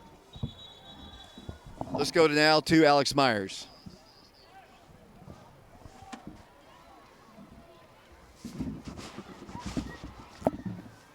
And we're going to talk with Coach Rang real quick. It looks like there's 0.0 seconds on the clock. Coach, just real quick, as you guys get ready to head to the locker room, your thoughts on that first half? Oh, yeah, we're just trying to figure out what's going on right now. To me, there's no time, and then I guess I don't know what's going on. So They're going to reset the game clock to 2 seconds. David, we'll talk to Coach in just a minute as soon as we really go to halftime. David, back to you. Thanks a lot there as the Wildcats will be forced to kick off. Mike, we got 2 seconds. It should have been 0.2, but they put 2 seconds on the clock. Either way, it'll be a Wildcats with a 24-0 lead. The Wildcats beat this team 31-7 earlier in the year, and we expected a different ball game. We just haven't got it. McMinn County came with no fight tonight, at least early on. It's hard to explain, David. I don't know what to say, but the Wildcats have really been sharp, and the McMinn County Cherokees not so much, David. They just haven't been able to execute very well.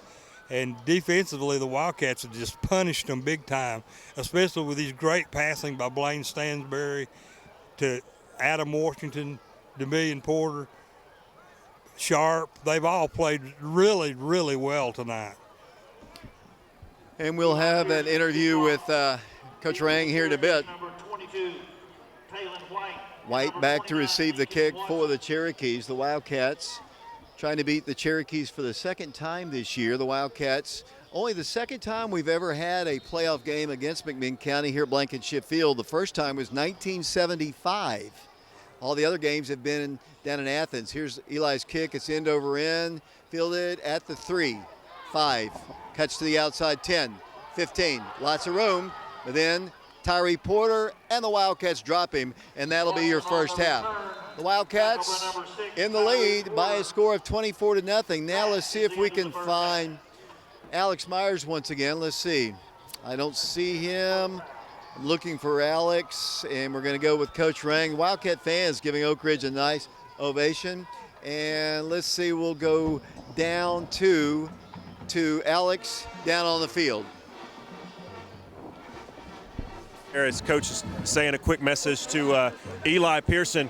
Coach Rang, you're up 24-0. The fight that you guys saw, how confident you guys came out. Talk to me about that. Well, I mean, we're just fighting, you know. Obviously, getting around 2, anything can happen. The guys seem motivated this week to play well, and we're doing that right now, but we still have a half left. Yeah, 2 more quarters. What do you guys need to do to seal this? We just got to take care of the football, keep stopping them, not give up big plays, not give McMinn County any momentum. So the first series of the second half is going to be big. Thanks so much, Coach. David, back to you. Thanks a lot. We're going to take a quick break. We're going to have the Laura Lynn Green halftime show. Halftime score, it's all Oak Ridge to this point. 24-0 our score. We'll be back to Blankenship Field following this 3-minute timeout. Yes, but don't do it yet. We'll wait till it's time. Well, but then that's not going to be be accurate. No, it'll be accurate.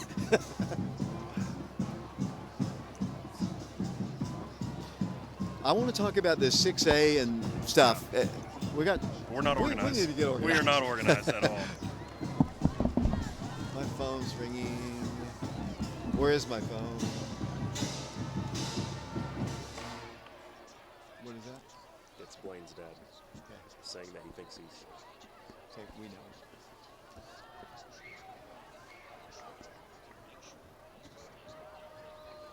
To start the second half, in the kickoff for the Wildcats, number 15, Eli Pearson. Deep for the Cherokees, number 22, Taylor White, and number 29, Lincoln Watson. You got lucky.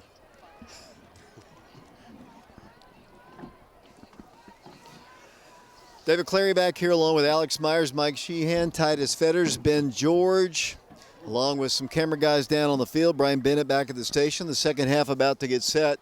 First half was all Oak Ridge, but a lot of football still to be played. Alex Myers.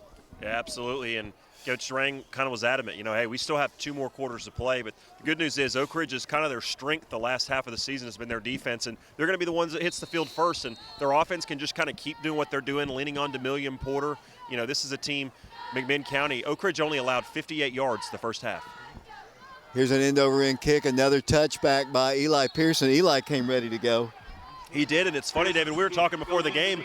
His leg hasn't seemed quite as strong. Still good, but not quite as strong the last few weeks. Tonight, even though the weather's gotten a little colder, it looks like he's in early season form. Refresh us once again who the defensive players for the Wildcats are here as we start the second half with the Wildcats on top by a score of 24-0. Well, left to right, up front, Tim Walters, defensive end, Tavarie Threet, defensive tackle, Hudson Lee, defensive tackle, Carson Nivens, defensive end. We'll get the rest after this play. 1st and 10, handoff to their back, and he is hit at the line, and down he goes behind the line.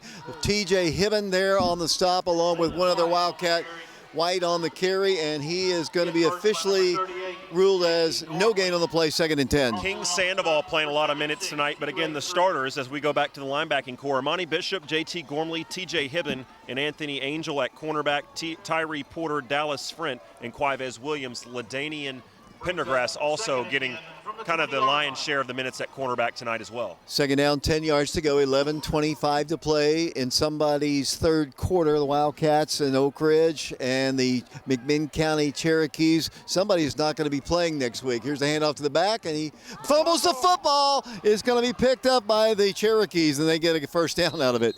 Oak Ridge has it. They say Oak Ridge has recovered it. Oak Ridge has recovered it. Coming up with it, Tyree Porter. He had 2 interceptions last week.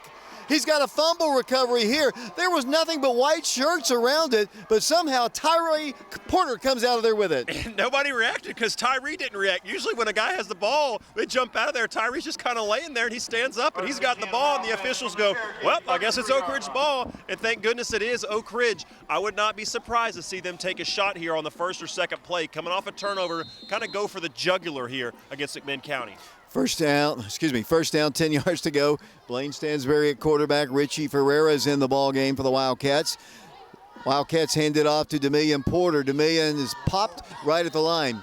And with 10:52 to play, I hate to say this because I have some friends from McMinn County, and the people are really nice, but it's almost like McMinn County did not want to be here tonight. Well, and I was talking to some McMinn County people in the crowd on the way back up here after halftime, or at halftime, and David, they were kind of saying some similar stuff. Like, this just doesn't seem like a team that's got a lot of fight. The crowd even is kind of subdued. It's kind of repeating some of the stuff we've said, and it's just weird coming from the source because this crowd and this team is not normally like this. They've been playing their best ball here in the second half of the year. Second down, 11 yards to go for the Wildcats. The ball is at the 34-yard line. Blaine Stansberry is going to try to run the ball. He has running room, wants to throw it complete. 30, down the sideline to the 20. Blaine Stansberry is the all-time leading passer in Oak Ridge High School history as he goes past Mitchell Gibbons on the all-time list. Congratulations to Blaine Stansberry. Just what a tremendous ball player. There is a flag. We'll see. I think it's a late hit, but what a tremendous player. He's got over 4,200 passing yards now on his career and counting. Again, this is a guy that went 14 for 17 in the first half.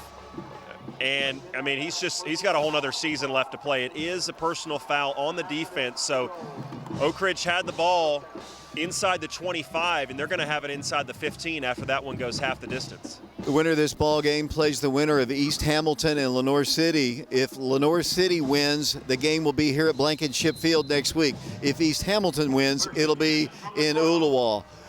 First down, 10 yards to go. The ball is at the 12-yard line. 10 Bank of Oak Ridge first down, incidentally. 10:03 to play. You're right about this crowd. There's a lot of them here, but they're just so quiet. As the Wildcats come to the line, Wildcat quarterback Blaine Stansberry from the 12-yard line. Handoff goes to DeMillion. DeMillion, not a whole lot there. Moves the ball forward. You know, Tyree Porter's a guy that has seen a lot of action, but he's been Johnny on the spot the last couple ball games. He has, you know, and especially on the offensive side, like he doesn't catch a ton of balls, but it's timely catches that move the sticks. And, you know, I don't know if we mentioned at halftime, we talked about some cross-country runners that had some accolades. Shout out to the Dance Cats, the cheerleading. I think the cheerleaders and their squad are going to have a competition in a week or so. The Dance Cats, they announced, brought home a TSSAA state championship. So congratulations to those guys. Second down and 9 yards to go. Blaine to pass, wide open, but good tackle that time. As Tim Walters makes the catch. He's been telling me for the last 3 weeks, they've got to play for me. They've got to play for me. And they finally threw it to him. They did. It didn't have a ton of success, but, hey. He caught it. He caught it and tried to turn upfield and run with it. It shows that even though he's a big, strong guy, he's an athlete too, and obviously has some nice hands. Good Jefferson kid there, Alex Myers. Third down, 7 yards to go, 9:15 to play.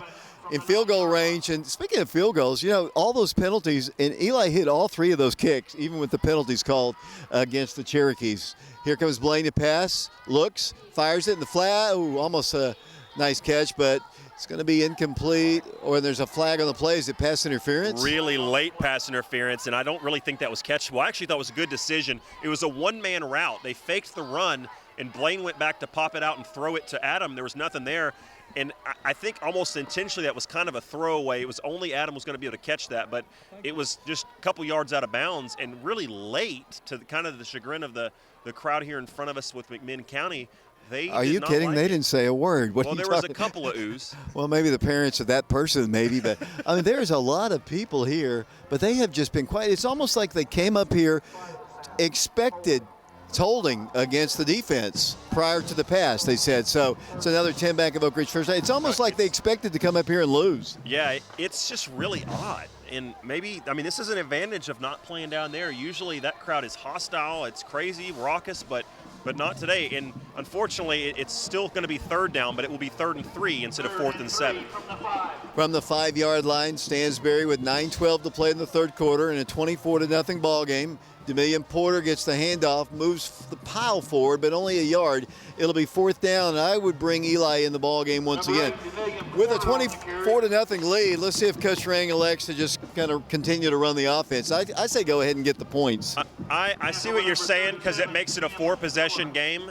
I don't really disagree, but I'm not going to have a big problem if he goes for it. No, neither I, especially as 24-0. Because the last time you gave the ball up, it would be basically the same thing as when Blaine fumbled.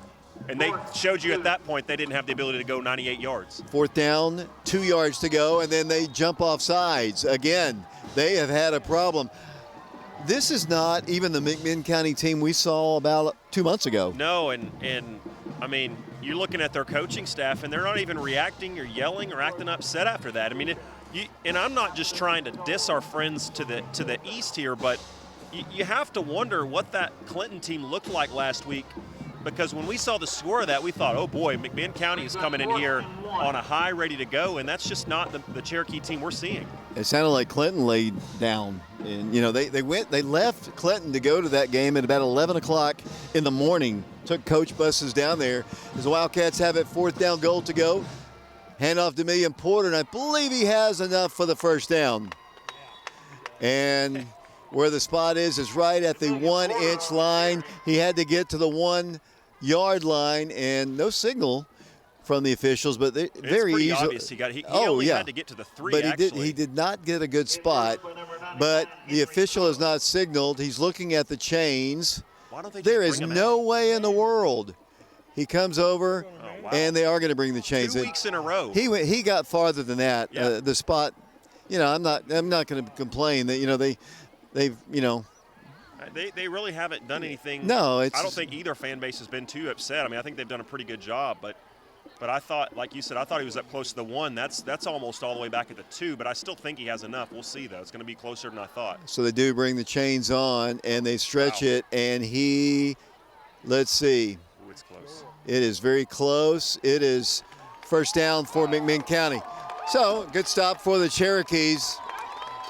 I'm not going to say I told you so, but I don't think, honestly, he got a great spot, but, it is what it is. Yeah, and I think what Coach Rang is thinking there is not only is it a 3-possession lead right now, but it's 3 possessions, and they'd have to go for 2, all 3 possessions, touchdowns, and they'd have to get all 3, and Oak Ridge would have to not score another point just for them to tie it.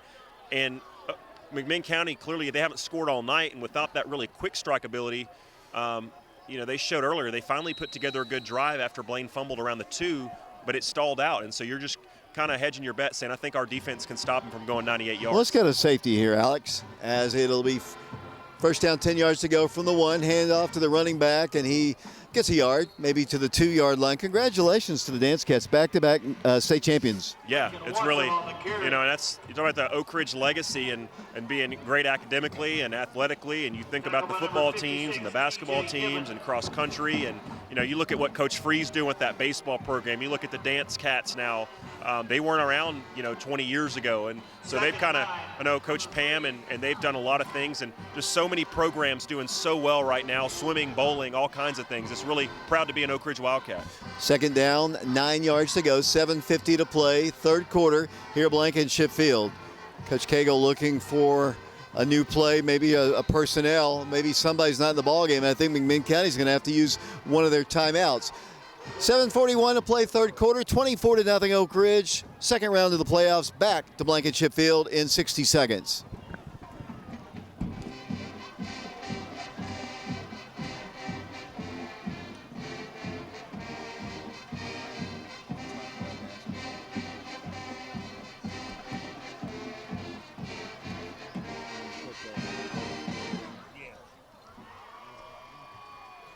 I changed your settings on Twitter because it wasn't allowing me. I had to allow it to view all photos because it wasn't allowing me to see the ones that Connor was sending you that I was saving. Okay. Thank you. Knoxville Orthopedic Clinic of Oak Ridge is the official sports medicine provider for the Oak Ridge Wildcats. For more information or to schedule an appointment, please call their office or visit their website at www.kocortho.com. 17-6 Hamilton. Oh, really? That's not good. There it is. Look at the colors.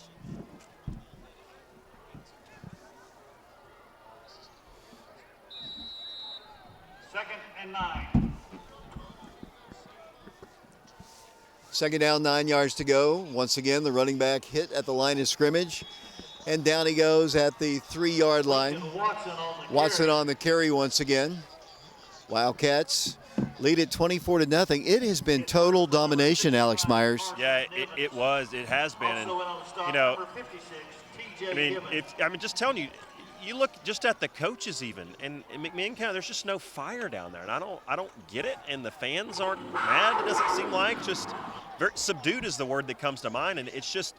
This is not a program or a fan base that I've ever used that word to describe them. The winner of this ball game plays either East Hamilton or Lenoir City. We just got some bad news from Ooltewah. We'll check that score in a moment.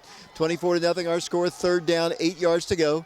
Quarterback rolling to his right, fires a pass, and it is going to be incomplete, I believe. It is incomplete. It is now fourth down and 8 yards to go. Tyree Porter got a late hand in there to break that one up. Carson Nivens creating some pressure, and we'll see where this flag is. It might be a late hit on the guy that was kind of throwing Nivens to the ground late. We'll see. I don't know what else it could be. Pass interference against Oak Ridge. There was a little contact, but I think Yeah, it's questionable, but I mean, there was some contact. Mike, you got a score of interest? Yeah, regretfully, they've come back. East Hamilton has scored 17 points now to Lenore City 6. If Oak Ridge holds on and wins this ball game and Lenore City were to win, we'd be back here at Blankenship Field. If East Hamilton wins that ball game, the winner of this game has to go to Ooltewah. 1st and 10 for the Cherokees. Here's a pass across the way. Ball is batted away, intercepted Oak Ridge. Wildcats coming down the field all the way. That is Anthony Angel on a deflection. The Wildcats have another turnover, and they'll take over. 1st down, 10 yards to go. Young man, you finally got one. I think it was Tyree Porter. Somebody tipped it. Came in late, got a hand on it, and Anthony Angel changed his name to Johnny on the spot there as he was just the right place at the right time, and great concentration by Mr. Angel. He goes somehow on the run, adjusts, picks the ball up, and then immediately turns around, nearly takes it back. What a spot, what a change of momentum for the Wildcats. And once again, the McMinn County crowd remains silent here at Blankenship Field. 1st down, 10 yards to go. Blaine Stansberry back in, and flags are down on the play. 24-0 Oak Ridge. The Wildcats trying to make it to the Elite 8 in the state, Mike Sheehan. Yeah, I look forward to that, David. You know, it's been a while since we've been to the Elite 8. I guess since Summit High School down there in Cookville a few years back. Yeah. Yeah, and you don't want to hear it, David, and our fans don't want to hear it, but that means if we're going on the road, we're going to have to raise some more money. Yeah, we'll talk about that here in a second. Danny Horridale's already contributed. I've had a couple people talk to me, Lynn Hart and Jimmy Norman. I'll have to be calling them up if we can hold on to this game. 1st down, 15 yards to go. The Wildcats penalized 5 yards. Blaine Stansberry hands it off to Demillion Porter. And what a day Demillion's had today. He had the flu last week and really had a great second half, but today he has been the guy. Yeah, I mean, he had 78 yards at halftime rushing. He had 146, nearly 150 yards on 10 catches at the half as a receiver. And this is a guy that's playing running back and starring at the position, I might add. You know, another timeout looks like it's about to be. No, it's going to be a flag. It's going to be, let's see, dead ball foul, illegal substitution against the Wildcats. Coach Rang told me Wednesday he was confident. He was confident that we were going to come out and play our best ball. And I've said to all you guys here tonight, this might be the best 3 quarters of football the Wildcats have played all year. There's no question. Even with guys like Will Presley, guys like Malik Howard, they might have had better plays at times, but as a collective unit, special teams, offense, defense, consistency, Mike, this is the best we've seen Oak Ridge look all year, and what a time to be peaking. Yeah, they have really played well, and Blaine Stansberry's accuracy has been outstanding. And what can you say about Demillion Porter? He's just played lights out tonight, along with the other Adam Washington. Everybody's played well tonight, offensively and defensively.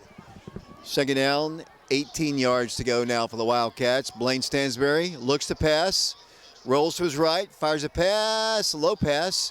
Did he make the catch? He did. Braden Sharp, incomplete. He went sliding for it.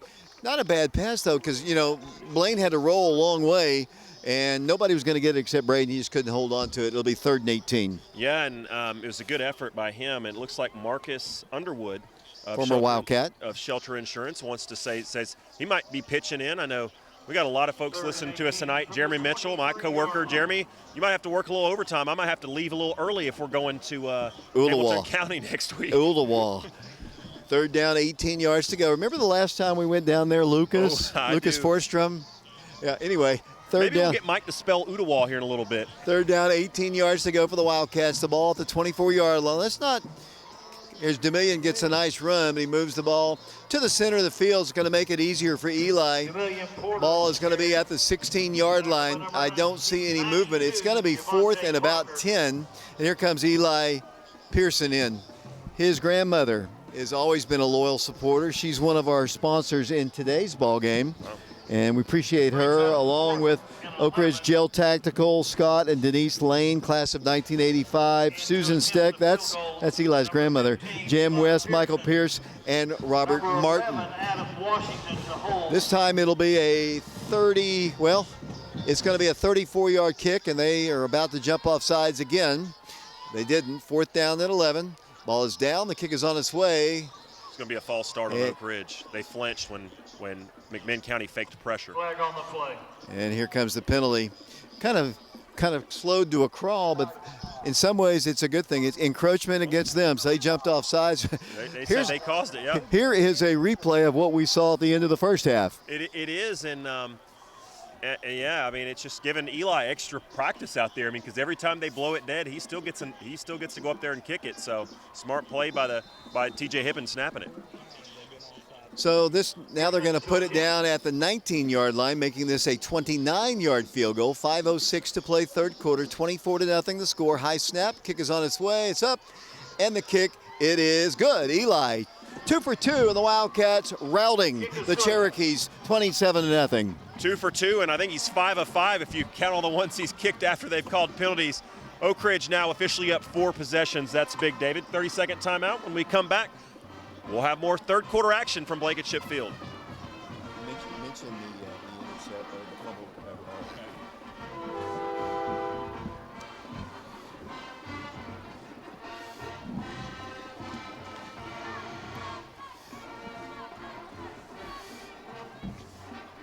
Anthony Angel set that up, that interception he got. Yep. Big time.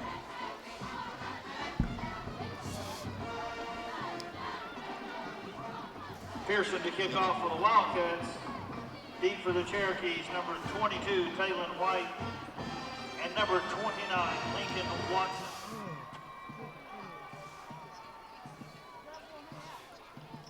Appreciate Laura Lynn Green, State Farm Insurance, one of our title sponsors this year.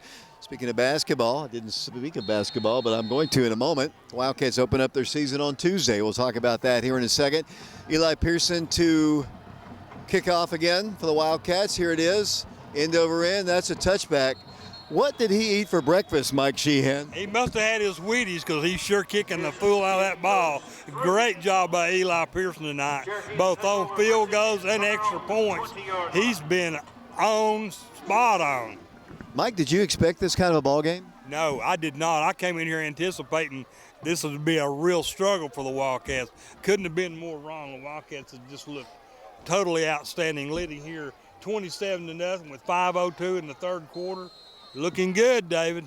Good news is we might get Will Presley back next week. 5:02 to play in the third quarter. They're going to have to start passing the ball. Here's a high pass up for grabs. It's going to be caught. What a play. Really, really nice catch. Not bad coverage at all by Quaz, but really nice catch once again, and they move the ball all the way to midfield. Yeah, it was really pretty darn good coverage by number 10, Quavez Williams. Just a really great pass. It was going to put it where only his guy could get it, even with that great pass coverage. So nice, one of the better plays of the game for McMinn County. Ball is at midfield, 4:56 to play, third quarter, 27-0 Oak Ridge. Two receivers to the left of the quarterback, single man to the right. They're going to stick with a run here. They haven't really been able to do much at all. And, you know, let's go back. We haven't talked about this in a while, but both lines tonight, Mike, have been superb. They certainly have. They've been actually dominant. I'm going to say that because they have given the Cherokees hardly any ground. Well, they only scored like 58 yards, Alec. Now what you said at the half, they only had 58 yards. Of total offense. Yeah, oh my goodness. That just tell you how good they're playing tonight. Second down, 8 yards to go from McMinn County in Oak Ridge territory at the 48-yard line. He's back to pass, has time, dumps the pass out, eludes the tackle, and the Wildcats make the stop at around the 44. It'll be third down and about 4 yards to go for a first. 4:07 to play. They didn't have their starting quarterback when we were here about a month and a half ago, and you know they had to bring a freshman into play, and he didn't really play that well. But this guy really hasn't really done much offensively. The Wildcats have just been so good on defense. But it's not even just that he hasn't done much. They haven't even really looked to throw downfield very much. I don't know. It's just kind of odd. Like you said, there's just not a lot of want to. 3rd and 4, not a lot of pressure this time. Pass almost picked off. Ball slithers in there for a completion. Wow, it could have been picked off, but a nice sliding catch by the Cherokees. 1st and 10, Cherokees. TJ Hibben nearly got his hands on. I shouldn't say there's not a lot of want to. There doesn't appear to be a lot of want to, and just not a lot of fire from this team and this staff, the fan. I mean, nothing. It's just so weird. And I know we have some McMinn people watching our broadcast right now, and we are not putting him down, but it's not the McMinn County team we faced the last several years. It's a compliment to what we usually see from them. It's kind of a staple that they're going to fight you to the end every single time, and it's just doesn't appear that way today. From the 37-yard line, 1st down, 10 yards to go. Last time we played him in the playoff ball game, a blocked field goal gave the Wildcats the win. The quarterback's going to run, throw it, pass is caught. He's inside the 5, he's in the 3, he's at the goal line, and it'll be 1st down, goal to go at the 1. So McMinn County goes down the field finally, and they've got it 1st and goal at the 1. And they're just really targeting Goodner right now, the 6-foot wideout, number 9, and that's a couple of balls he's caught on this possession, and they've got it about the 1-inch line. Kind of like number 1 last week. Yeah. Ball is at the 1-inch line. The snap, the running back is in the end zone. Touchdown, McMinn County, I believe. Yeah. And they'll go for the extra point. 2:45 to play. Will they go for 2? I would go for 2 right here. I know you don't like chasing points. They've got to chase points. There's not much time left. Yeah, but I mean, the only real advantage you have, I wouldn't, because even if you do it 3 times, you still have to have a field goal to just tie it. I mean, you're going to have to score 4 times anyway, so I'd just kick the field goal or the extra point. They're kind of late getting their people onto the field here. 2:45 to play, 3rd quarter. They changed their mind again. McMinn County trailing 27-6. Still a lot of time to be played here. The Cherokees can get back in the ball game. Wildcats have got to continue to do what they do. As they go for 2, they're still late a man onto the field. 2:45 to play, going for 2 in a 27-6 ball game. Hand off to the back. He hits the line, but not the goal line. He is dropped, or does he get in? Nope. He is denied the 2-point conversion. 2-point conversion is no good. The Wildcats hold him out of the end zone, and they talk about it. Falls short. It is no good. 2:45 to play, 3rd quarter, 27-6 Oak Ridge. Back to Blankenship Field with the Cherokee kickoff in 60 seconds.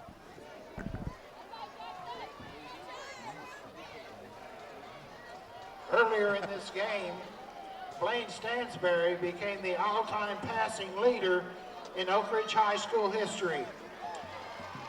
4,442 yards and counting.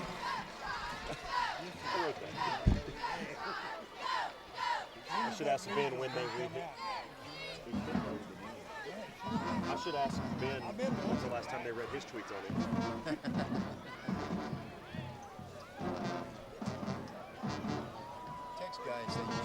Number 83, Gideon Upton in the kickoff. You want me to? Yeah. Deep for the Wildcats, number 6, Tyree Porter.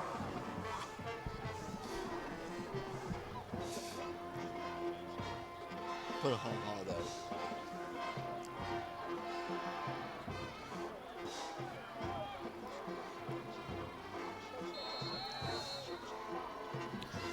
And we appreciate Sod at Oak Ridge Pharmacy and all of our sponsors. We couldn't get on the air without them.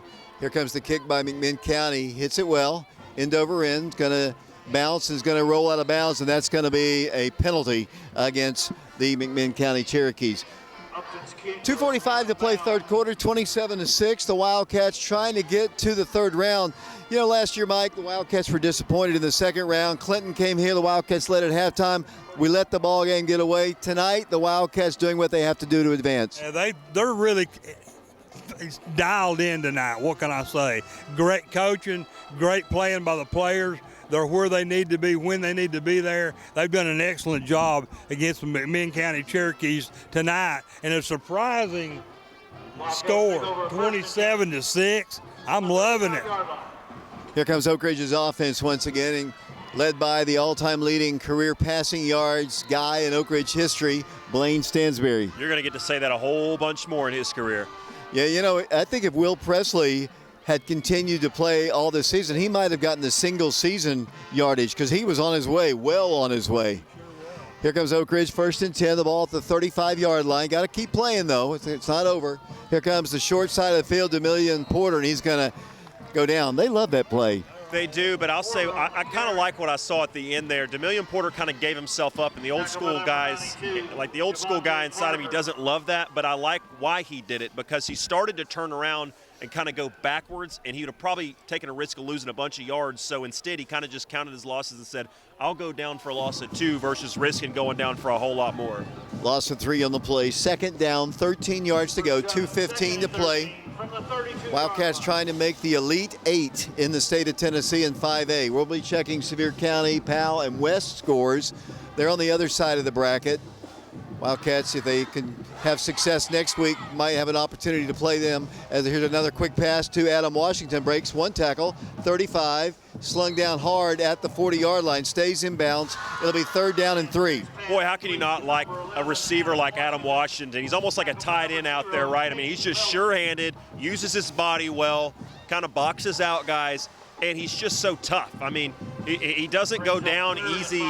Just a quarterback's best friend out there, and he's having his best game of his career tonight. He doesn't know it, but Jared Bafford said you need to interview Adam Washington next week on the show, and I think that might be the guy we do. Absolutely. He's played a huge role in this game. 3rd down, officially it's 5 yards to go. 3 receivers split to the right. Stansberry will pass. Pass is caught. 1st down at midfield. Wildcats, another 10 bank of Oak Ridge 1st down. They continue to have soft coverage, and the Wildcats have exploited it all night long. Great coaching job by Oak Ridge, not so great by Coach Cagle and his staff. Yeah, it's just odd. I mean, we got just over a quarter of football to play in your season, down 21 points. You got to take a risk at some point defensively. You got to take a gamble, bring some pressure, tell your corners to play up, go for the interception. Right now, they're playing like they're the ones with a 3-possession lead. 48 seconds to play, 3rd quarter, 1st and 10, a 10 bank of Oak Ridge 1st down. Movement across the line. McMinn County, Blaine Stansberry is the master at that anyway. He gets them to jump off every ball game. Yeah, he's just, and again, that's one of those things, we talked about it last week, that quarterbacks, I don't know a bunch that get a lot better. There's just quarterbacks that are really good at that and ones that aren't so good. Blaine Stansberry for a high school quarterback is one of the best I've ever seen at that. So it's now 1st down, 5 yards to go, 39 seconds to play in the 3rd quarter. Appreciate Connor Matthews sending me pictures of the ball game constantly, but I appreciate that, Connor. It'll be 1st down, 5 yards to go. We really do appreciate that. We might need them. Wildcats are heading for perhaps another score. Wildcats don't have to run another play if they don't want to in the 3rd quarter. And Coach Rang's holding his hand out. I think he's looking and seeing what you say, David. We might get an extra commercial in here. Well, why don't we go ahead and take it? Our score, 27-6. One of these two teams' season is over after 1 quarter of play is over next quarter, and that is the end of the 3rd quarter. Yeah, I don't know what I was saying either. A lot of quarters. Yeah, a lot of quarters. 27-6 our score. Back to Blankenship Field in 60 seconds. I was like, something I'd say. Let's see here.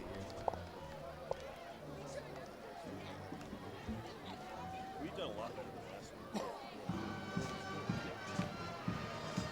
Fox Insurance Group in Oak Ridge. Powell's up 17. Visit Fox Insurance Group in Oak Ridge for all of your personal or business insurance needs. Thanks to Fox Insurance Group and all of our scoreboard sponsors.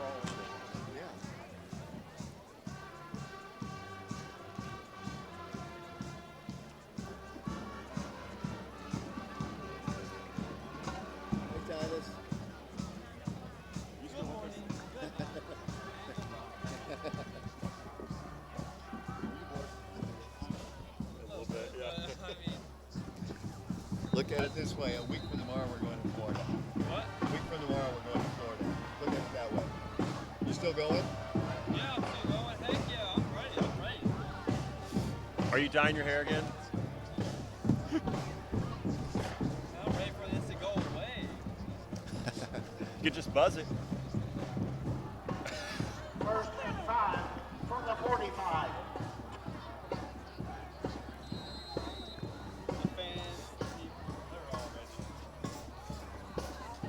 1st and 5, Blaine Stansberry looks to pass. Might run now, has all day. Fires a pass. It's going to be caught at the 29-yard line, Adam Washington once again. Why don't you interview him after the game? Just throw it up to number 11 at this point. He's just catching anything and everything. But the offensive line, Blaine had all day. Yeah, I was going to say, defenders were tripping. I mean, I don't know that he's been pressured one time. I mean, that offensive line has done a phenomenal job. Get those linemen's names in. That's Jared Baffert at the left tackle. Left guard is Elijah Young. At center, TJ Hibben. At right guard, Malachi Bonner. And at right tackle, Ethan Eubanks, the UT Martin commit.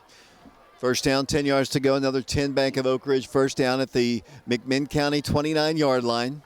Wildcats have not punted. Here comes Rush Douglas. Rush Douglas heads to the sideline and gets driven out of bounds pretty hard. Good to have Rush back. That's going to really help the depth. Wildcats, got Jamichael Howard last week to play, but, that's 3 running backs now we have. 3 running backs, and not only that, but Jamichael and DeMillion are both sophomores. So this is a guy who's just, he's older, right? His body's a little more physically mature, and, he's just another set of legs that kind of now fresh legs after not taking a beating for a couple of weeks. Gain of 4 on the play. Second down, 6 yards to go. The ball at the Cherokee 25-yard line. The Wildcats 3-2 all time against the Cherokees in postseason play, and including that first game in 1975 here at Blankenship Field en route to a state championship. Wildcats, Tyree Porter in motion, 2nd and 6. Handoff goes to Rush Douglas. He heads to the sideline again. There's a flag down. We might have a hold. Rush, you can tell he's not 100% because he normally hits it hard, just a little bit tentative there. Yeah, and he's probably not in rhythm either, and it is, like you said, it is a flag on the play. Hey, David, you told me not to let you forget it, so this is, before I forget it, don't forget to talk about basketball tonight.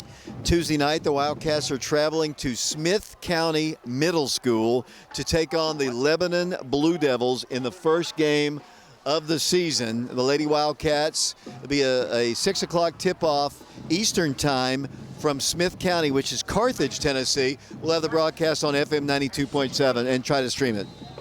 You've done middle school games, you've done high school games, you've done games in the country, out of the country. Did you ever think you'd find yourself in Smith County Middle School doing a game? I absolutely have never thought. Mike and I used to do a lot of middle school games, but never in Smith County. 10-yard penalty. Blaine's going to throw pass. Adam Washington can't quite get it, and he got popped in the head. Hard pop. It was a nice pass once again. I'm going to say this again, and I don't mean any disrespect for McMinn County. They are just going through the motions out there. It's just odd. I mean, there's a couple of guys that have talked after plays, but even in the coaching staff, Mike, there's just not a lot of fire. I know. I'm really surprised at the way this game has turned out because I figured it would be a whole lot closer than this. But Oak Ridge has come out and just put it on McMinn County Cherokees tonight.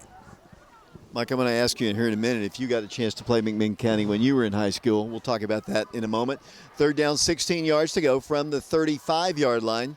Blaine drops back to pass. Oh, he's pressured this time. Rolls to his right. What's he going to do? He's going to tuck it, 35. And tripped up at around the 30-yard line. He's okay. Let's let Eli try a long field goal here. That'll work. No, David, we never did get to play McMinn County when I was in high school. For whatever reason, it just never fell that way. And like you said earlier, there weren't any playoffs back in 1968 when I graduated. So, no, we did not play McMinn County. Which is surprising, honestly, because we've played them so many times since 1949. This is the 38th time we've played them, I believe. So, and it just still baffles me. I mean, I know it's coming up, I guess it's 50 years, but I think you said it was 1973 when the playoffs started. It still baffles my mind that there was a time where we just played the regular season and went, well, that's it. That was our first playoff game, 1973. It actually began in 1969. We played very first ball game. We'll hold it right here. I know we got to read this here in a moment, but because the timeout was asked for. We played our very first playoff game in 1973. Leard Rowan and that group was on the team against the Central Bobcats at Neyland Stadium. And that was the very first ball game we ever played in the playoffs. And, I remember that just like it was yesterday. I was young, but I was there. My dad took me along with Vinay Smitty, if you all know him. We went to that ball game, and that was at Neyland Stadium. Alex? Well, speaking of playoffs, we need to raise money to pay the TSSAA to stream the games on YouTube channel Prep Radio. The TSSAA charges for each game in the playoffs, and the fee increases from game to game. We'll go over how much that costs momentarily. Yeah, it goes up each and every week, unfortunately. 4th and 12, I think they figure. I think he could hit a 55-yarder, but they're going to try to get the first down here. The ball's at the 31-yard line, 10:30 to play in somebody's season here at Blankenship Field. I'd like to see him throw one up to the athletic freshman Zayden Williams right here.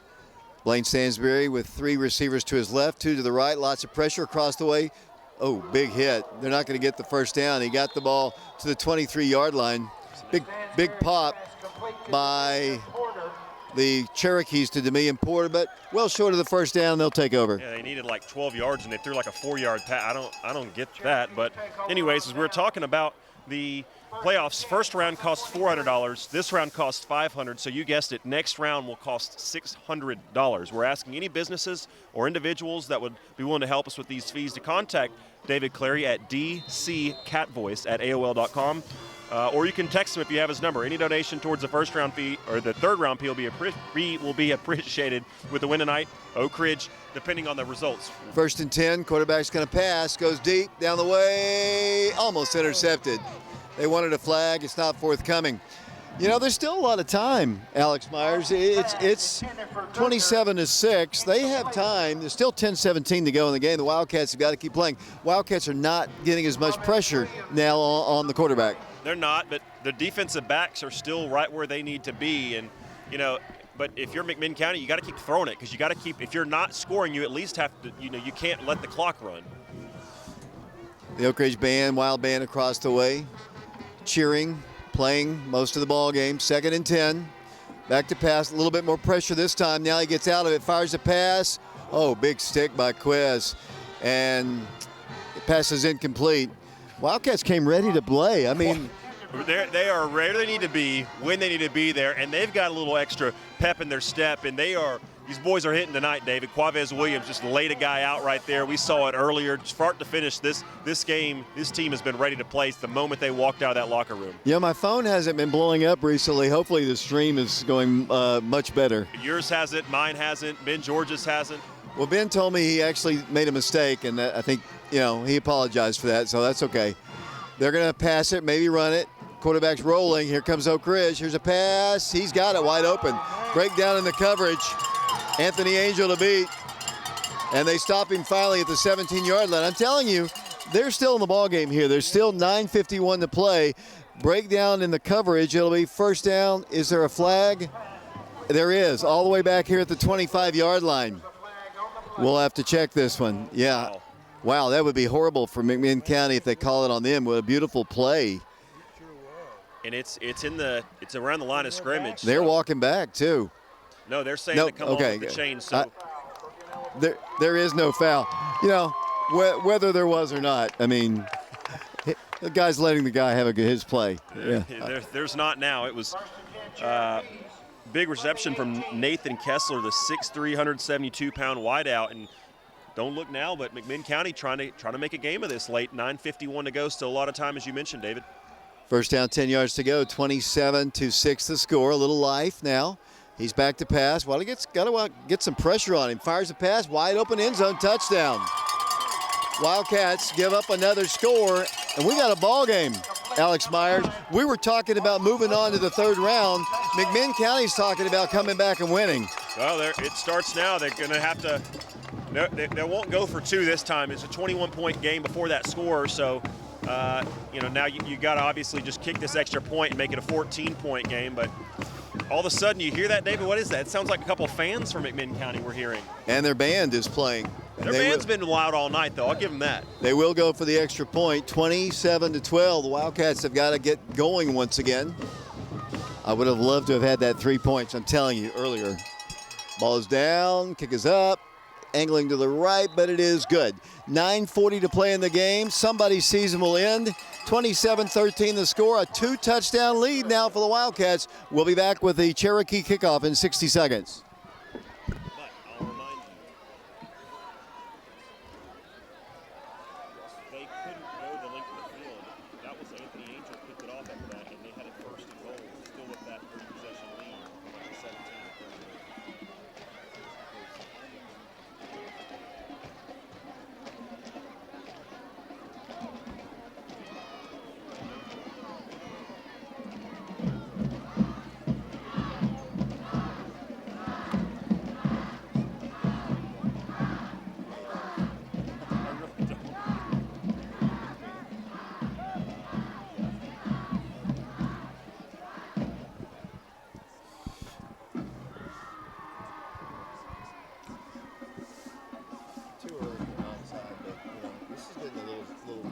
kind of dicey, isn't it?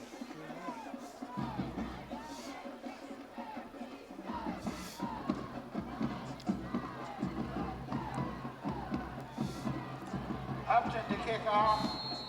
Deep for the Wildcats.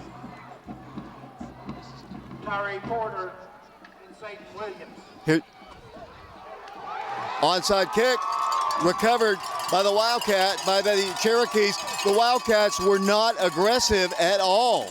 The Wildcats actually gave up yardage, backed up instead of going forward to recover that, and the Cherokees, just like that, have recovered it, and they're going to say it's Cherokee ball. First down, 10 yards to go. That's football 101. You've got to be ready and know that a team like this that was dead in the water, that's a possibility, and a strong one at that. But you got to rely on that defense. Now they're going to be tired because they were just out in the field, but you got to bow your necks here and get a stop somehow, some way. The Wildcats were retreating on that instead of going forward to try to recover it, because the Cherokees have it 1st and 10, the ball at the 49-yard line. A lot of time left. 9:40 to play. 27-13. Wildcats still in the lead. 1st and 10. Quarterback to pass across the way. Batted down. Pendergrass on the play for the Wildcats. It'll be 2nd and 10. Quarterback's found some rhythm here, and he's throwing the ball well. Yeah, great play by Pendergrass. But the quarterback is definitely looks like he's throwing the ball with a little more zip, a little more confidence, and that offensive line. We haven't talked about Oak Ridge getting pressure lately at all, really, since halftime. I wonder if maybe Coach Hawkins might have to bring a Gormley or one of these linebackers to try to simulate some pressure, since the front four aren't really getting it done right now. 9:33 to play in the ball game. 27-13. 2nd down, 10 yards to go at the 49-yard line of Oak Ridge. Running back's going to try to get wide, and he moves the ball forward to close to first down yardage. Tackled officially at the 40. It'll be 3rd down and a yard to go. He stayed inbound. 9:19 to play. It's 3rd and a yard to go. Yeah, this is 4-down territory, so you only got a yard. They got about a half a yard, and they've got 2 downs to get it. So I would expect 2 runs. You're exactly right. Looking at the Oak Ridge defense, they look tired. They do, hands on their hips. They've been out there a long time in the second half. The time of possession is clearly being won by them since halftime. Secondary's got to be careful right here. 3rd down and a yard to go. 8:53 to play in the ball game. McMinn County trying to mount a huge comeback. A lot of time, pressure, pass down the way. Touchdown, McMinn County. We have got a 1-score ball game, Alex Myers. That's a really good pass. Started up front, great protection. And as we said, the quarterback has really lost it. He's playing with a lot of confidence. Just zips the pass in there. It's kind of a long throw. And, David, I think the Oak Ridge defender thought that they had a chance to pick it off. And I agree that they did. But unfortunately, they just took too short of an angle. And they gave up the touchdown. And the defender was there initially. Just a bad angle that gives up a touchdown. Here's the extra point attempt. It's on its way. It is good. Barely. 8:40 to play. We've got a 1-touchdown lead now. 20 unanswered points by the Cherokees. 27-20 our score. We'll be back to Blankenship Field in 60 seconds. How long was that?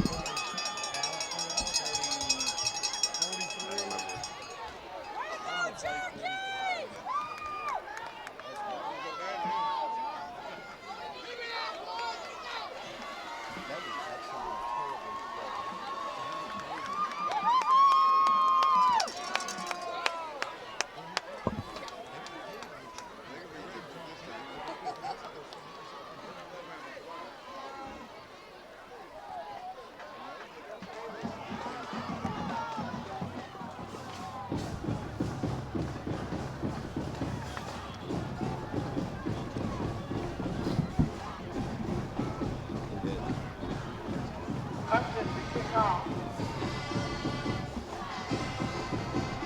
Drive is alive.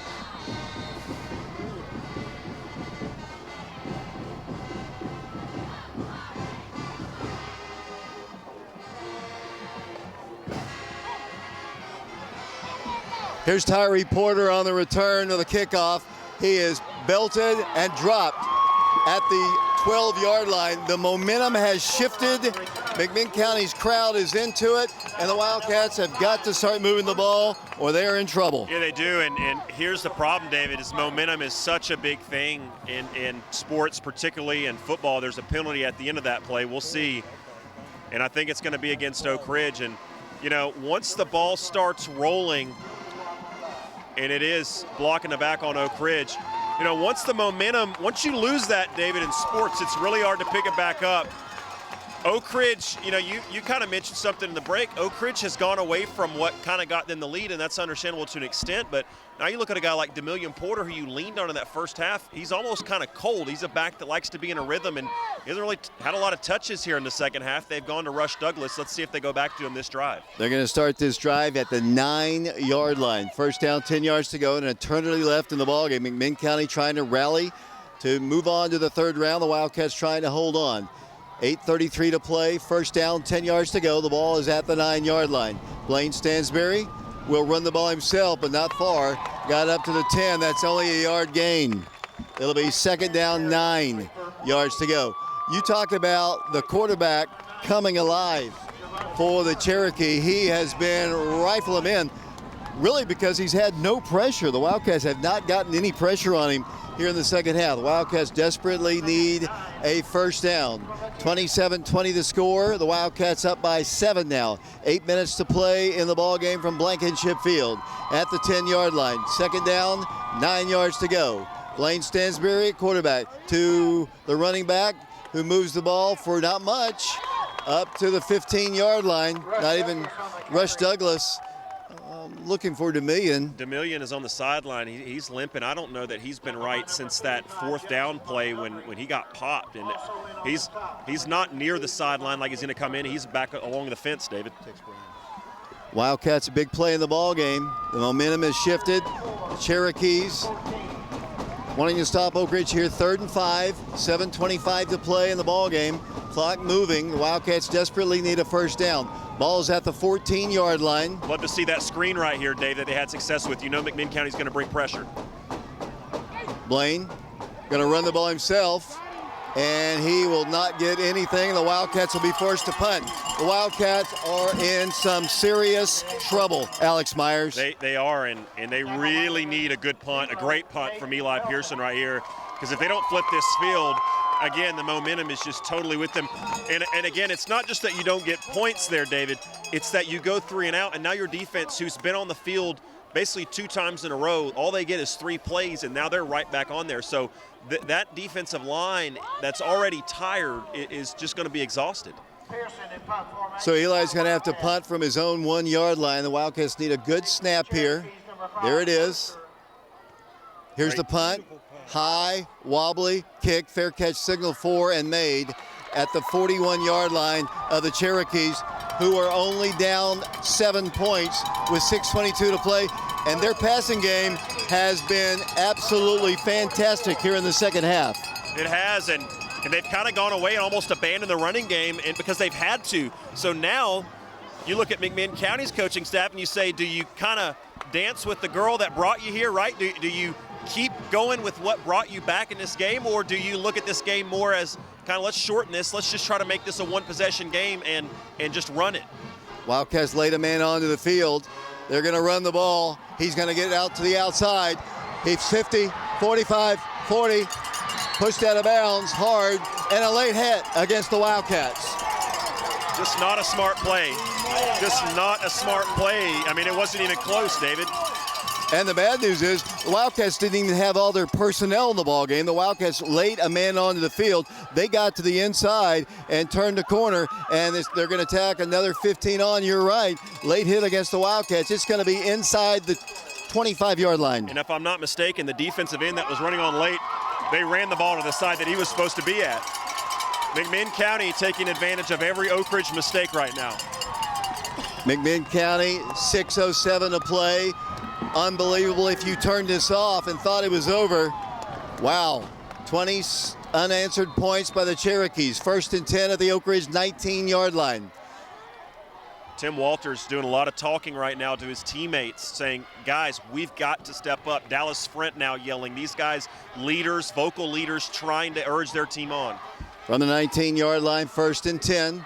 27-20 the score. Cherokees will run the ball, and once again, good running room, tripped up. Wildcats look dead, tired. Wildcats tried to make the stop. Nivens couldn't get to him, tripped up. It is a gain on the play of 3 yards, second down, 7 yards to go. Pendergrass on the stop, 5:47 to play in the ball game. If they score, do they go for 2? It depends. I think it truly depends on how much time's on the clock. If you score and there's 3 minutes on the clock, no. But if you score under a minute, if I'm then on the road, the odds stacked against you, 100% I'd go for it. But it depends truly on the time left, David. From the 16-yard line, second down, 6 yards to go. 5:27 to play. The Wildcats need to make a stop. Cherokee's trying to tie this ball game. 5:20 and counting. Second down, 6 yards to go from the 16. Flags are down. Delay of game called against the Cherokees. That'll be a 5-yard step off against them. 5:15 to play. 27-20 Oak Ridge. Who would have ever believed this game would have turned like this? Not me, and I don't think anybody. I don't think McMinn County. If you ask these fans, I don't think they'd admit that they thought it would. I mean, there was just no signs of this coming, and then all of a sudden they put a couple pass plays together, and Oak Ridge's defense is starting to get tired. Second down, 11 yards to go. Back at the 21 now. Here comes pressure. Here's a pass. It's going to be caught. Moves the ball forward and tackled at the 13-yard line. He is shy of the first down, but it is close, right near the sticks. They're at the 11-yard line. They're going in for a score. Yeah, they're at Oak Ridge. I mean, how big would a turnover be? A stripped ball. If you're a defensive back, you've got to be aggressive. Nothing to lose at this point. Jump a route, go for it. Third down, 2 yards to go. Ball officially at the 11-yard line. Wildcats need some pressure. Play clock at 20, the game clock at 4:40 and counting. 27-20, Oak Ridge in the lead. Cherokees need 2 yards for a first. They're at the 11-yard line to the Wildcats. Hand off to the running back. He moves the ball to the 10-yard line. I think he needed to get to the 9. We'll see exactly. It is going to be 4th and a yard to go. This is huge. 4:17 to play and play the ball game. Play the season perhaps right here. Needs to get T-Ray into the ball game. He is. So this is a big play. T-Ray, the stars of this defensive front, Nivens, Tim Walters, this is your moment right here. Cherokees trying to get their play called. 4th down, a yard to go. The ball is at the 10-yard line. 3:55 to play in the ball game. Quarterback hands it to the back. He is pushed at the line, depending on the spot. McMinn County says first down. No signal. It is 1st and 10 for the Cherokees. First down, goal to go at the 9-yard line. And here comes a chess match because McMinn County doesn't want to score too quickly. If they score, they don't want Oak Ridge to have a shot to get back into it. And T-Ray is down, unfortunately, Dave. Let's take a quick 30-second timeout. 60-second timeout. When we come back, we'll finish this game. Let's make it a 30. Back in 30 seconds. Well, he's starting to get up and then. Oh, God.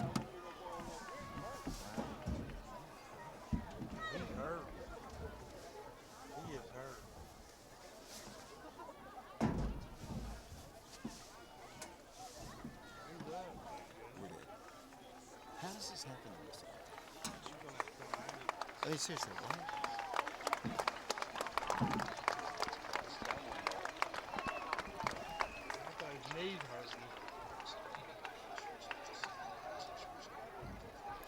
Welcome back once again to Blankenship Field. The Cherokees trying to tie the ball game. 3:46 to play in the game. They've got it first down, goal to go at the 9-yard line. Wildcats were up 27-0. They have scored 20 unanswered points. We're down to 3:46 to play. Somebody's season is going to end tonight here at Blankenship Field.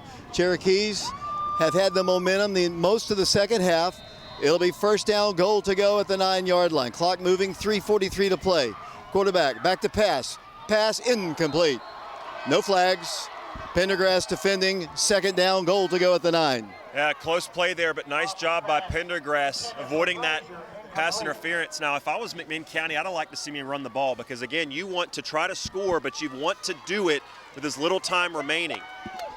Yeah, the Oak Ridge defense is really going to have to step up right here now. The Cherokees have just really put it together here in this last quarter has been all McMinn County. Watch 9 and 13. They're 6 foot and 6'3" respectively. Big wideouts down here by the end zone. Second down, goal to go at the 9. 3:38 to play in the ball game. Snap, pressure, kaboom! Sack City, baby! Down he goes to the turf. A loss back to the 15-yard line. JT Gormley on the sack. What a time to call that blitz. JT Gormley was shot out of a cannon right there, David. What a play. And now McMinn County is not worried about scoring with enough time. They're just worried about scoring, period. Third down from the 15. They've got 2 shots to get this thing in the end zone. 3 minutes, 6 seconds to play and counting. Third down, goal to go at the 15-yard line of the Wildcats. Quarterback rolls to his right, pressured, wants to run. He is going to throw it. Pass intercepted! Intercepted down the sideline. He's at the 35. He's at the 40. The Wildcats, Dallas Frint, and that might do it for the Cherokees. The Wildcats pick it off.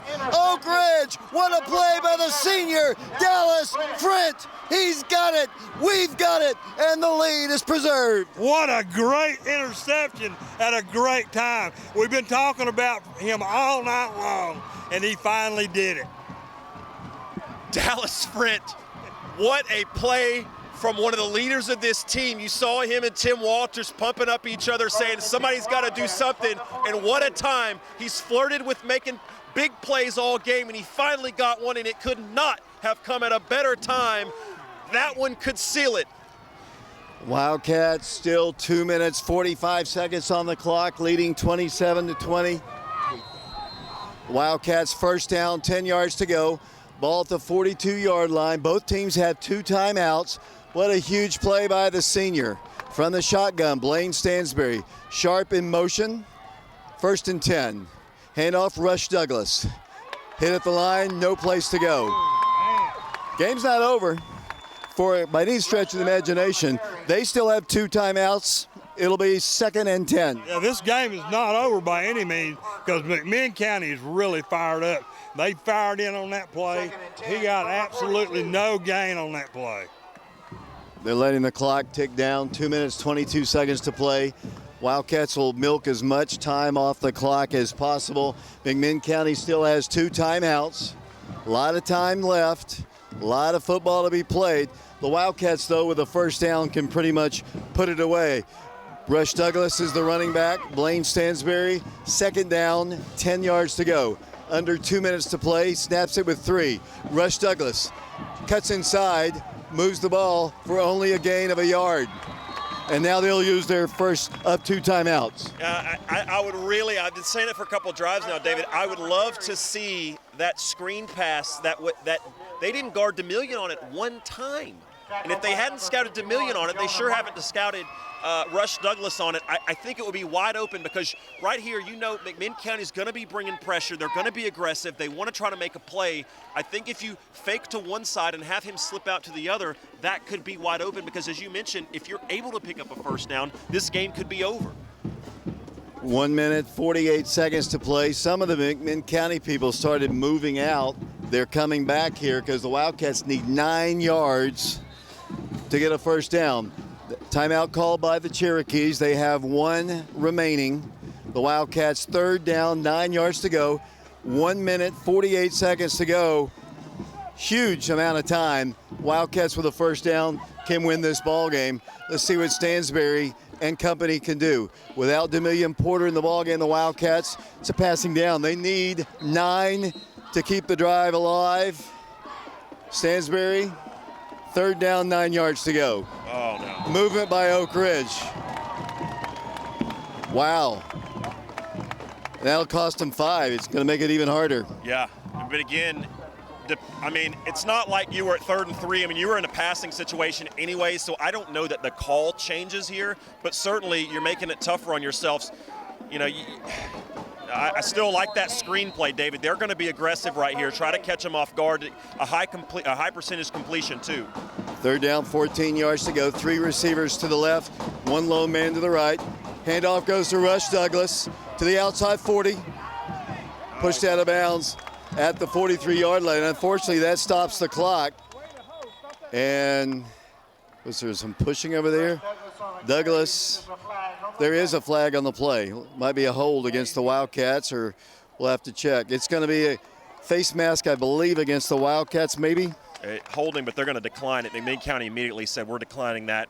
And that's a smart decision, because not only you don't want to give them a chance to replay the down and potentially get the first down, but what that also does is that takes a few more seconds off the clock.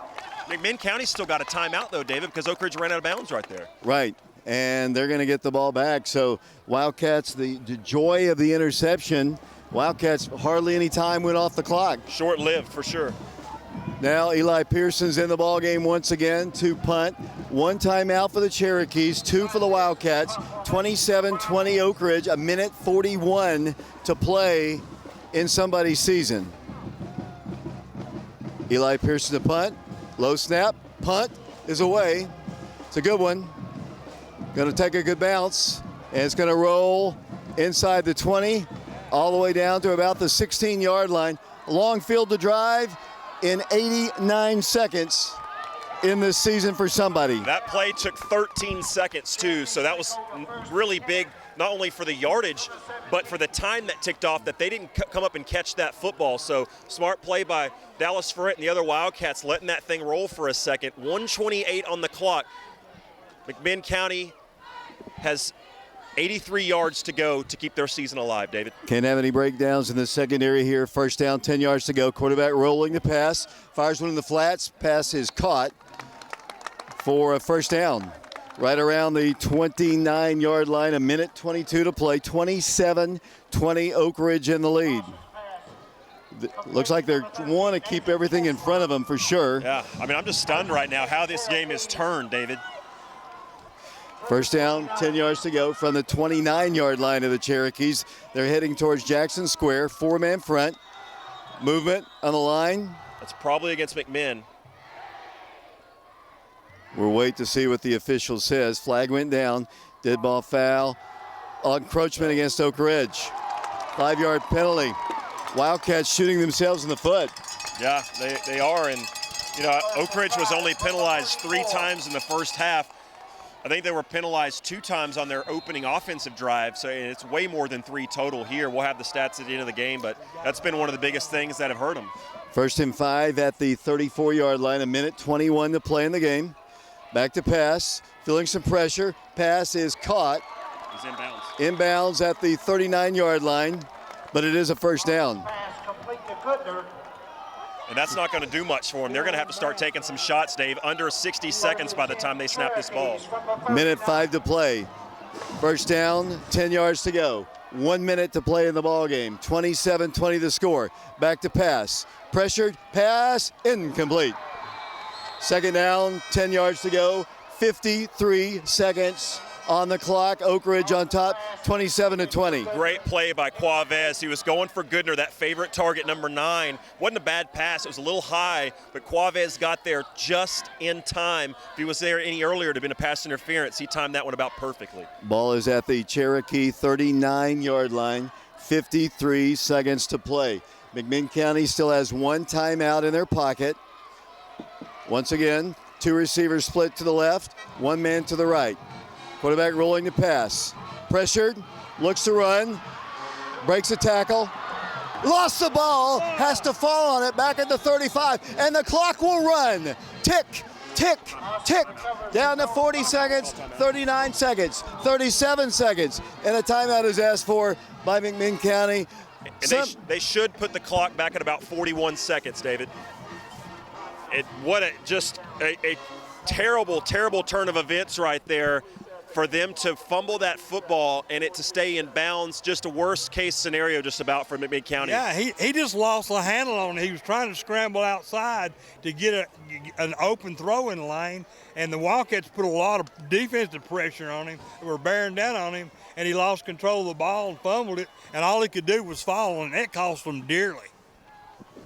42 seconds on the clock. 27-20 Oak Ridge. We appreciate our sponsors, Oak Ridge Gel Tactical, Scott and Denise Lane, class of 1985, Susan Steck, Jan West, Michael Pierce, Robert Martin. 3rd down, 12 yards to go. 4-down territory, obviously, for the Cherokees. Their season on the line. 27-20. Can't have a breakdown in the secondary, Alex. You cannot. I mean, you're playing a little bit prevent, right? Like, you got to keep everything in front of you, even if it's a 1st down, because they're out of timeouts now. No, they say they have one. I thought that was their last one. I think they may be mistaken. 3rd down, 12 yards to go. He rolls to his left once again, feeling a little pressure. Fires a pass, almost intercepted. 4th down, 12. That ball went right through his hands. It was high. 36 seconds to play. 4th down, 12. Play of the season right here. Yeah, everything comes down to this. All those workouts back in the winter, the spring practices, those summer conditionings, the fall practices, every game leading up to this moment, and it all comes down to one play with 36.4 seconds remaining. 36.4, as Alex said. 4th down, 12. Play clock at 22. Cherokees come to the line, which is the 37-yard line. Oak Ridge fans making some noise. 4th down, 12. Here comes the quarterback back to pass. Pressured. He batted down. Oak Ridge is going to win. Oak Ridge is going to win this ball game. 4th down play.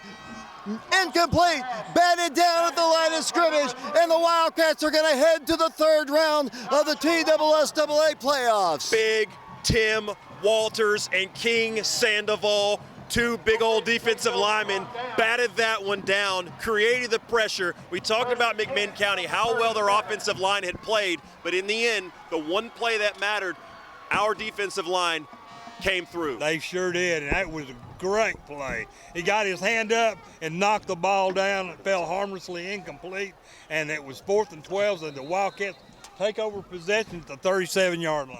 The Wildcats will take a knee right here. 30 seconds to play. Blaine Stansberry takes the knee. The Wildcats are headed to the 3rd round of the TSSAA playoffs. It's pandemonium on the Oak Ridge sideline as the Wildcats have won, holding off a valiant effort by the Cherokees in the 4th quarter. The Wildcats win it by a final score of 27-20.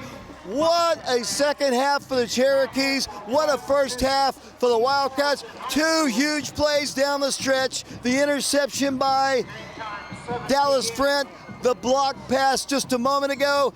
The Wildcats rose to the occasion, and Oak Ridge wins the ball game 27-20. The defense just came up big there at the last. You know, absolutely, McMinn County dominated the 4th quarter, but the Wildcats hung in there, David. They weren't about to give up, and it was a struggle, but they came out victorious. What a great defensive effort by the Wildcats for the entire game. Give a lot of credit to the lines, both offensively and defensively. This game was won in the trenches tonight, and not to mention some excellent play by Dwayne Stansberry and Demillion Porter. It's just been an outstanding football game. The Wildcats are going to be in the Elite 8. Only 8 teams left in 5A. The Wildcats, for the second time in 2 years, have eliminated the Cherokees, this time at Blankenship Field, 27-20. But what a great comeback by the Cherokees. I mean, I was pacing, I was nervous. Big play by Dallas. Interception right around the goal line. They got the ball back. I'll give the Cherokees credit, but then the Wildcats made the plays when they needed to. Yeah, they certainly did, and they came up big, David, and that's what it takes. Never give up. You just can't ever give up. And that's this team has fought, and they came through with a bunch of injuries and came out on top, and to win the next second playoff game in a row, and now we get to go to East Hamilton next week and play in Ottawa. It's going to be a great game.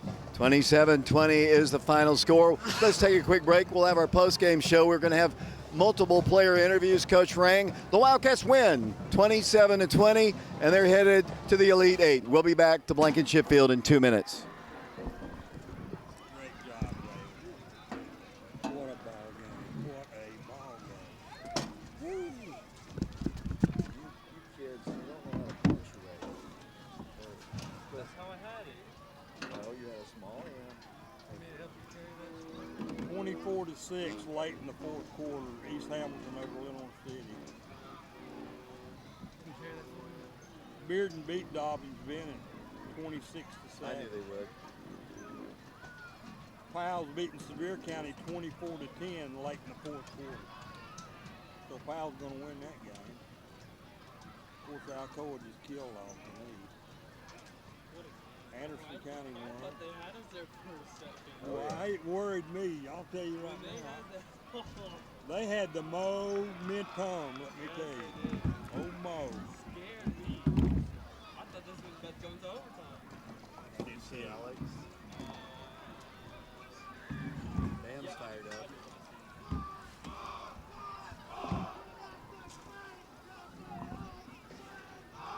What a great game. Much better than last week's game. Oh, yeah. I love this game.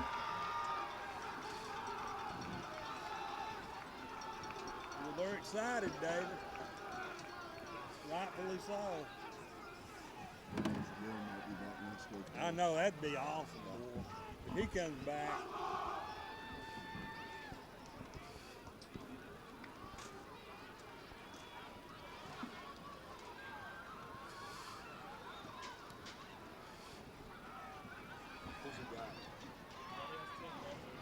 Okay. I'm just tickled we Where scored is it? 27 when we did.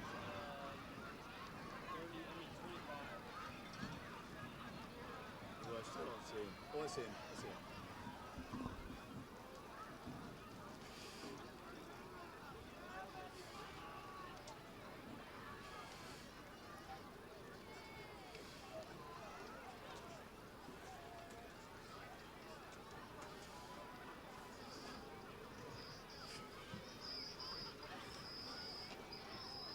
Tim Walters. Tim, you were a wide receiver at one point tonight. You did a little bit of everything, kind of playing kind of a fullback position at times this year.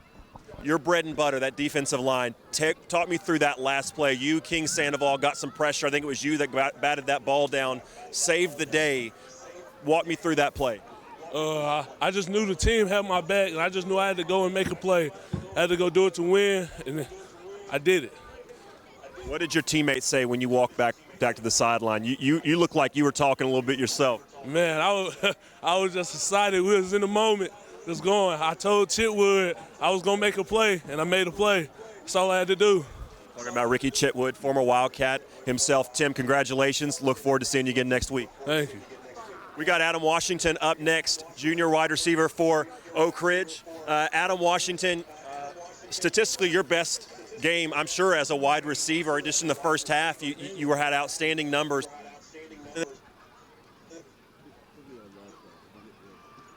You more, it seems like. How's your confidence growing? He had a heck of a night. I'm just been working and trying to have the best games. You look like you have so much fun out there. You're doing cartwheels, you're smiling, you're laughing. I mean, you're high-fiving other teams throughout the year. What about this game and playing as an Oak Ridge Wildcat, what about it brings you so much joy? I've grown up at Oak Ridge and watching players. It's just been tradition and dream to play on this field. A true dream, and I can attest, because as we were watching T. Higgins out on this field, you were watching him as a ball boy. I mean, this program has truly been a part of your life probably as long as you can remember. Does that make all this, winning at Blankenship in the playoffs, does it make this even more special? Yes, sir. It does. We're just trying to make it to state. Well, you got a big check mark. You're in the Elite Eight in the state, not Ray County, East Hamilton. You got a big road trip, but good news for you. Coach said you got the charter buses coming. Yes, sir. Charter bus. Now we're comfortable. We got it here. Let's bring in Blaine Stansberry. Thanks so much, Adam. Blaine Stansberry, he was top 3 before the night started. About halfway through the first quarter, he became the second leading passer in Oak Ridge history. We thought it probably would happen by the end of the game, maybe. It happened at halftime. Blaine Stansberry, the top passer in Oak Ridge history, yards-wise. First off, congratulations on that. Thank you so much. Second off, congratulations on the win. You guys offensively, I know you guys struggled a little bit in the second half, but I think part of that is just game plan, how you had to play with that lead.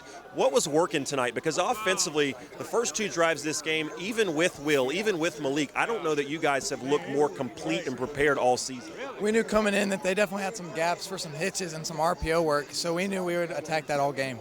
I thought you guys with some screens as well, for whatever reason, they were just playing so far off you. how much confidence did how they were playing give you? Because you were 14 for 17 at halftime, and I honestly thought you were perfect at halftime. How much confidence were you playing with?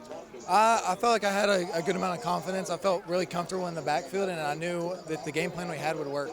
You've become more of a runner this year, not down in, down out, but a timely runner. Do you like running the ball? Does it give you a little more confidence? Do you like the balance it gives you, or is that something you'd still rather just kind of throw it? I think it really depends. Like, sometimes I know if I need the yards, it's nice to be able to get them, but it's definitely more pressure with another aspect of my game. You grew up not far from here, but you didn't go to Oak Ridge in middle school. But you obviously transferred here. You know the tradition that all the players on this field have played, the many great players, and many of them quarterbacks. What does it mean to you to know, just as a junior, that you've got that record and that you broke that record in such a meaningful game? It feels really good to know that I've been able to reach that top level with so many great quarterbacks coming from this school. And to be honest, I didn't think I'd get it this year with how our offense was shaping up, with our different game plans that we'd have to take on. But I've been really grateful with how my receivers have stepped up and how we've been able to work together. Well, you're now the leader and counting. Many more of those yards to go, and hopefully a lot next week. You guys have the charter buses coming, Coach said. Just what do you guys have to do to keep this momentum rolling? I think we've just got to keep staying focused and get our game plan together and be ready to execute. Thank you so much, Blaine Stansberry. I'm going to go do something dangerous, perhaps, and interview Dallas Frint. Oh, that definitely is dangerous. Thanks so much. Dallas Frint now joining us. Dallas, always an emotional guy, gets really excited. Wait till you hear David Clary's call. That'll probably be playing at the coach's show in the future of your interception. We talked about it from the get-go. Almost blocked the punt. Almost had an interception a couple drives later, and we kept talking about it. It seems like Dallas is going to get one eventually, and boy, did you ever. Probably the biggest play of your career at probably the last time you'll play at Blankenship. What does that mean for you? And I want you to talk me through that play, what you saw and how that whole thing developed. Man, I was talking to Bam, Coach Simon. Coach Rang actually put me on to it originally, talking about baiting the QB. I saw him going out. I saw someone coming up, man. I kind of stepped this way. As soon as I saw his arm, I jetted that corner, man. And I was actually caught in one of these lights, but I secured it, man. I thought I should have cut back. I thought I was going to be outrun that big guy. But I downed it. Hey, pick's a pick, though, you know, big-time play, so. If you could have ran that back for 6, it would have saved a lot of stress and a few more gray hairs on my head. But either way, you guys, the defense has come through so, especially as the offense have had so many injuries. You guys have as well, but you guys have kind of been what this team's leaned on. And I think it was fitting at the end of that game that even though you guys were tired, you guys were exhausted, you guys were the ones that were leaned on to make that play. How big was that play from Tim, and how awesome was that at that feeling? That was amazing, and shout out to JT as well. I told him, after all that commotion, I went straight to him. I said, man, that doesn't happen without you. Tim saved us, JT saved us. This Oak Ridge defense as a whole, when we play as a unit, man, we're unstoppable. Let's go Oak Ridge Wildcats, baby. Yeah. Not just winning this playoff game, doing it in that fashion against a team that I know you guys, they're not your favorites, getting to do that and walk down those steps one more time and to a victory. Just tell me, as a guy that's really played for 4 years here, what does that mean to you as a senior? Everything, man. Everything. Like, it kind of like threw some emotion on me talking about last time playing at Blankenship. Every playoff game now, before we start stretching all that, I walk down, I got normal clothes on, no pads, and I just kind of admire like everything about this place. Oak Ridge has changed my life. Blankenship and Oak Ridge football as a whole has changed my life, man. I love Oak Ridge football. I would die for Oak Ridge football. Go Wildcats, baby. Congratulations on a big win, Dallas. Thank you guys so much. We'll go get Coach Rang now, and Coach, this'll probably to your liking. We'll cut this a little bit shorter because we had a couple extra interviews than normal there, but Coach Rang, big win. Your team came out, and I thought outside of the PAL game, but even including that PAL game, how you started that game, you guys followed that up with multiple drives. I thought this was the best, even with Will, even with Malik, even with Jarrell. I thought this first half was the best you guys have looked all season. Oh, yeah, it should have been 31-0 at halftime. You know, we had shot ourselves in the foot a couple times, but go up 24-0 at half. And then the second half, you know, we just never could find a way to punch them in and finish them. And they caught life a little bit, and the game turned on us. And, you know, there's probably just not, with the guys that are having to do so much and cramping whatever, you know, we just had to keep clawing and fighting a little bit. They made some plays. They fought till the end. thought for a second it was going to be in question who was going to win. Dallas Front, big pick. And then at the end there, they just kind of ran out of gas themselves. Just a big play by your defense when you needed it the most. You started with Gormley dropping them back deep on that. It was a late blitz, and then Tim Walters comes in. Just your playmakers made plays in the end, didn't they? They did. I mean, and that's the thing. We made a lot of plays there defensively at the end. We bowed up. JT come in there, Tajay Walters all over the field, and Dallas Front, those guys just stepped up and made plays. And what can you say? I mean, it unfortunately got to that point. It'd been nice to really, bury him early, but we didn't. And credit to our guys, we found a way to win. And in the playoffs, as long as you have one more point than your opponent, we're going to take it at this point. I think you guys are 6-1 now at Blankenship Field on the season, so the home field advantage certainly coming through. I want to ask you, though, I know you probably can't give too much away, and you probably don't want to, but can you give the fans listening any insight on DeMillion's health? I know it looked like he was banged up, and he didn't come back in late. Yeah, I think it was cramps. I mean, in the first half, he had like 10 receptions and like 15 carries. So the usage was unreal, and then that's a lot of work for somebody who was running the ball and having to run routes. Just cramped and just was kind of fighting through that. So hopefully that was just a one-night type deal. It wasn't anything major. No doubt. Coach, congratulations. Big win for the program, Coach. Yep, thank you. Appreciate that. Thanks, Coach Ring. David, back to you.